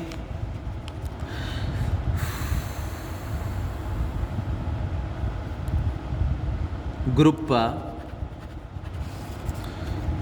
Real numbers, non zero real number under multiplication. 1 ਦਾ ਆਰਡਰ ਦੱਸੋ, ਤੁਸੀਂ ਕਹੋਗੇ ਸਰ 1 ਦਾ ਆਰਡਰ, 1 ਨੂੰ ਕਿੰਨੀ ਵਾਰ ਲਿਖੀਏ ਕਿ ਉਹ ਇਹਦੀ ਆਈਡੈਂਟਿਟੀ ਬਣ ਜਾਏ। ਇਹਦੀ ਆਈਡੈਂਟਿਟੀ ਕੀ ਆ, ਉਹ ਤਾਂ 1 ਹੀ ਆ। ਸੋ 1 ਦਾ ਆਰਡਰ ਕੀ ਹੋਣਾ ਚਾਹੀਦਾ, ਆਈਡੈਂਟਿਟੀ ਦਾ ਆਰਡਰ ਕਿੰਨਾ ਹੋਣਾ ਚਾਹੀਦਾ। ਆਈਡੈਂਟਿਟੀ ਨੂੰ ਕਿੰਨੀ ਵਾਰ ਪ੍ਰੋਡਕਟ ਕਰੀਏ ਕਿ ਉਹ ਆਈਡੈਂਟਿਟੀ ਬਣ ਜੇ, ਕਿੰਨੀ ਵਾਰ ਲਿਖੀਏ ਕਿ ਆਈਡੈਂਟਿਟੀ ਬਣ ਜੇ ਰਾਜੇ, 1 ਵਾਰ। ਸੋ 1 ਵਾਰੀ ਲਿਖੀ ਹੈ ਨਾ, ਆਹ ਦੇਖੋ 1, ਇੱਥੇ ਕਿੰਨੀ ਵਾਰ ਲਿਖਿਆ 1 2 3 4 5 m ਵਾਰ, ਸੋ m ਆਰਡਰ ਬਣ ਗਿਆ। ਇੱਥੇ 1 ਵਾਰ ਲਿਖੀ ਆ ਤਾਂ 1 ਆਰਡਰ ਬਣ ਜਾਊਗਾ। ਸੋ ਆਈਡੈਂਟਿਟੀ ਐਲੀਮੈਂਟ ਦਾ ਹਮੇਸ਼ਾ ਹੀ ਆਰਡਰ 1 ਹੁੰਦਾ। ਕਿਸੇ ਵੀ ਐਲੀਮੈਂਟ ਦਾ ਆਰਡਰ ਜੇ 1 ਹੋਵੇ ਤਾਂ ਉਹ ਆਈਡੈਂਟਿਟੀ ਹੀ ਹੁੰਦਾ। ਇਹ ਯਾਦ ਰੱਖਿਓ, ਆਈਡੈਂਟਿਟੀ ਤੋਂ ਬਿਨਾ ਕਿਸੇ ਐਲੀਮੈਂਟ ਦਾ ਆਰਡਰ 1 ਹੋ ਹੀ ਨਹੀਂ ਸਕਦਾ। ਆਈਡੈਂਟਿਟੀ ਤੋਂ ਬਿਨਾ ਕਿਸੇ ਵੀ ਐਲੀਮੈਂਟ ਦਾ ਆਰਡਰ 1 ਹੋ ਹੀ ਨਹੀਂ ਸਕਦਾ। ਆਈਡੈਂਟਿਟੀ ਦਾ ਐਲੀਮੈਂਟ ਹਮੇਸ਼ਾ ਹੀ ਆਈਡੈਂਟਿਟੀ ਦਾ ਆਰਡਰ ਹਮੇਸ਼ਾ ਹੀ 1 ਹੁੰਦਾ। ਉਸ ਤੋਂ ਬਾਅਦ -1 ਦੀ ਗੱਲ ਕਰੋ। ਅੰਡਰ ਮਲਟੀਪਲੀਕੇਸ਼ਨ -1 ਨੂੰ -1 ਨਾਲ ਪ੍ਰੋਡਕਟ ਕੀਤਾ 2 ਵਾਰੀ ਕਰਨਾ ਪਊਗਾ। ਉਸ ਤੋਂ ਬਾਅਦ ਇਹਦਾ ਕੀ ਬਣ ਜੂਗਾ, ਇਹ ਆਈਡੈਂਟਿਟੀ ਬਣ ਜੂਗਾ। ਇਹਦਾ ਮਤਲਬ ਆਰਡਰ -1 ਦਾ ਕੀ ਆ ਗਿਆ 2। ਤੁਸੀਂ ਕਹੋਗੇ ਸਰ ਆਹ ਦੇਖੋ ਅਸੀਂ ਤਾਂ 3 ਵਾਰੀ ਕੀਤਾ, ਫਿਰ 4 ਵਾਰ ਕੀਤਾ, ਇਹ ਫਿਰ 1 ਬਣ ਗਿਆ, ਇਹਦਾ ਆਰਡਰ ਕੀ ਹੋਣਾ ਚਾਹੀਦਾ 4 ਹੋਣਾ ਚਾਹੀਦਾ। ਮੈਂ ਕਹੂੰਗਾ ਨਹੀਂ, ਆਪਾਂ ਨੂੰ ਚਾਹੀਦਾ ਸੀ ਲੀਸਟ, ਘੱਟ ਤੋਂ ਘੱਟ ਕਿੰਨੀ ਵਾਰ, ਸਭ ਤੋਂ ਛੋਟੀ ਵਾਰ, ਸਭ ਤੋਂ ਘੱਟ ਵਾਰ ਕਿੰਨੀ ਵਾਰ ਕਰਨਾ ਪਿਆ। ਠੀਕ ਹੈ। ਅੱਛਾ, ਇਸ ਤੋਂ ਬਾਅਦ 2 ਦਾ ਆਰਡਰ, 2 ਨੂੰ ਕਿੰਨੀ ਵਾਰ 2 ਨਾਲ ਪ੍ਰੋਡਕਟ ਕਰਾਂ ਕਿ ਆਈਡੈਂਟਿਟੀ ਬਣ ਜੇ, ਜਾਣੀ ਕਿ 1 ਬਣ ਜੇ। ਤੁਸੀਂ ਕਹਿਣਾ ਸਰ ਬਣ ਹੀ ਨਹੀਂ ਸਕਦਾ, ਇਹ ਕੀ ਹੈ, ਤਾਂ ਤਰੀਕਾ ਹੀ ਗਲਤ ਹੋ ਗਿਆ। ਤੁਸੀਂ ਕਿਹਾ ਤਾਂ ਬਣ ਹੀ ਨਹੀਂ ਸਕਦਾ। 2 ਨੂੰ 2 ਨਾਲ ਜਿੰਨੀ ਵਾਰ ਮਰਜ਼ੀ ਪ੍ਰੋਡਕਟ ਕਰ ਲਓ 1 ਬਣਨਾ ਹੀ ਨਹੀਂ ਹੈ। So order of 2 does not exist. ਕਈ ਵਾਰੀ ਇਹਨੂੰ ਇਨਫਿਨਿਟੀ ਵੀ ਲਿਖ ਦਿੰਦੇ ਆ। ਠੀਕ ਆ। ਇੱਕ ਚੀਜ਼ ਹੋਰ ਦੇਖ ਲਓ, a ਦੀ ਪਾਵਰ ਜਦੋਂ 0 ਆਉਂਦੀ ਆ, a ਕੀ ਹੈ ਗਰੁੱਪ ਦਾ ਐਲੀਮੈਂਟ ਆ, ਮੈਂ ਐਂ ਲਿਖ ਸਕਦਾ a the power 1 -1। Ki problem ਹੈ ਇਹਦੇ 'ਚ? ਕੋਈ ਪ੍ਰੋਬਲਮ ਨਹੀਂ ਹੈ। 1 -1 0 ਹੀ ਹੁੰਦੀ ਹੈ। ਫਿਰ a the power 1, a the power -1 ਲਿਖ ਸਕਦਾ। ਇਹਨੂੰ ਇਹਦੇ ਨਾਲ ਕੱਟਿਆ ਜਾਊਗਾ, ਕੀ ਬਚੂਗਾ identity. So a the power 0 ਇੱਥੇ ਕੀ ਹੋਊਗੀ ਆਈਡੈਂਟਿਟੀ ਆਊਗੀ ਆਲਵੇਜ਼। ਹੁਣ ਇੱਥੇ ਤੁਸੀਂ ਕਹੋਗੇ ਸਰ ਇਹ ਤਾਂ ਫਿਰ ਗੱਲ ਹੀ ਖਰਾਬ ਹੋ ਗਈ। ਮੈਂ ਕਿਹਾ ਕਿਉਂ? ਤੁਸੀਂ ਕਿਹਾ -1 ਦਾ ਆਰਡਰ ਸਰ ਤੁਸੀਂ 2 ਦੱਸਿਆ। ਤੁਸੀਂ ਕਹੋਗੇ ਵੀ ਅਸੀਂ ਤਾਂ ਜੀ -1 ਦੀ ਪਾਵਰ 0 ਜਦੋਂ ਕੀਤਾ ਇਹ 1 ਬਣ ਗਿਆ, ਫਿਰ ਉਸ ਹਿਸਾਬ ਨਾਲ -1 ਦਾ ਆਰਡਰ ਤਾਂ ਫਿਰ 0 ਚਾਹੀਦਾ ਸੀ। ਐਂ ਤਾਂ ਤੁਸੀਂ ਕਹੋਗੇ ਜੀ 2 ਦਾ ਵੀ ਆਰਡਰ 0 ਹੋ ਸਕਦਾ, ਕਿਉਂਕਿ 2 ਦੀ ਪਾਵਰ 0 ਰੱਖਦੇ ਹਾਂ ਤਾਂ 1 ਆ ਜਾਂਦਾ। 2 ਦਾ ਆਰਡਰ ਵੀ ਫਿਰ 0 ਆਉਣਾ ਚਾਹੀਦਾ। ਡੈਫੀਨੇਸ਼ਨ ਪੜ੍ਹੋ, ਕਿੱਧਰ ਗਈ?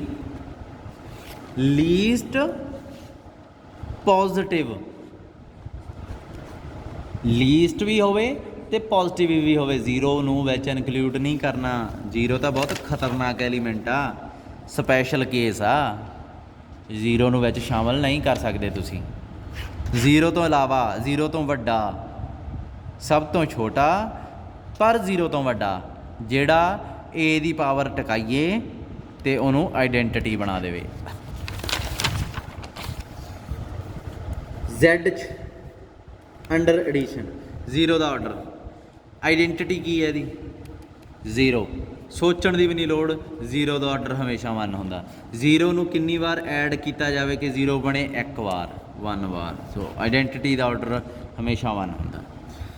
ਇਸ ਤੋਂ ਇਲਾਵਾ ਹੋਰ ਕਿਸੇ ਐਲੀਮੈਂਟ ਦਾ ਆਰਡਰ ਜੇ ਲੱਭੀਏ ਕਿ 1 ਨੂੰ, ਹੁਣ 1 ਨੂੰ 1 ਨਾਲ ਕਿੰਨੀ ਵਾਰ ਜੋੜਾਂ ਕਿ ਉਹ 0 ਬਣ ਜੇ?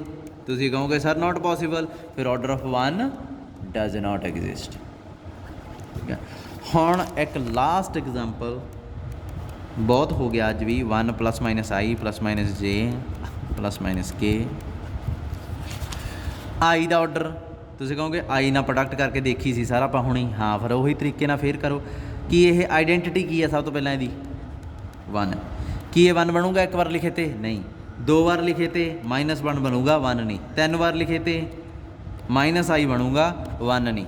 4 ਵਾਰ ਲਿਖੇ ਤੇ ਹਾਂ 1 ਬਣੂਗਾ।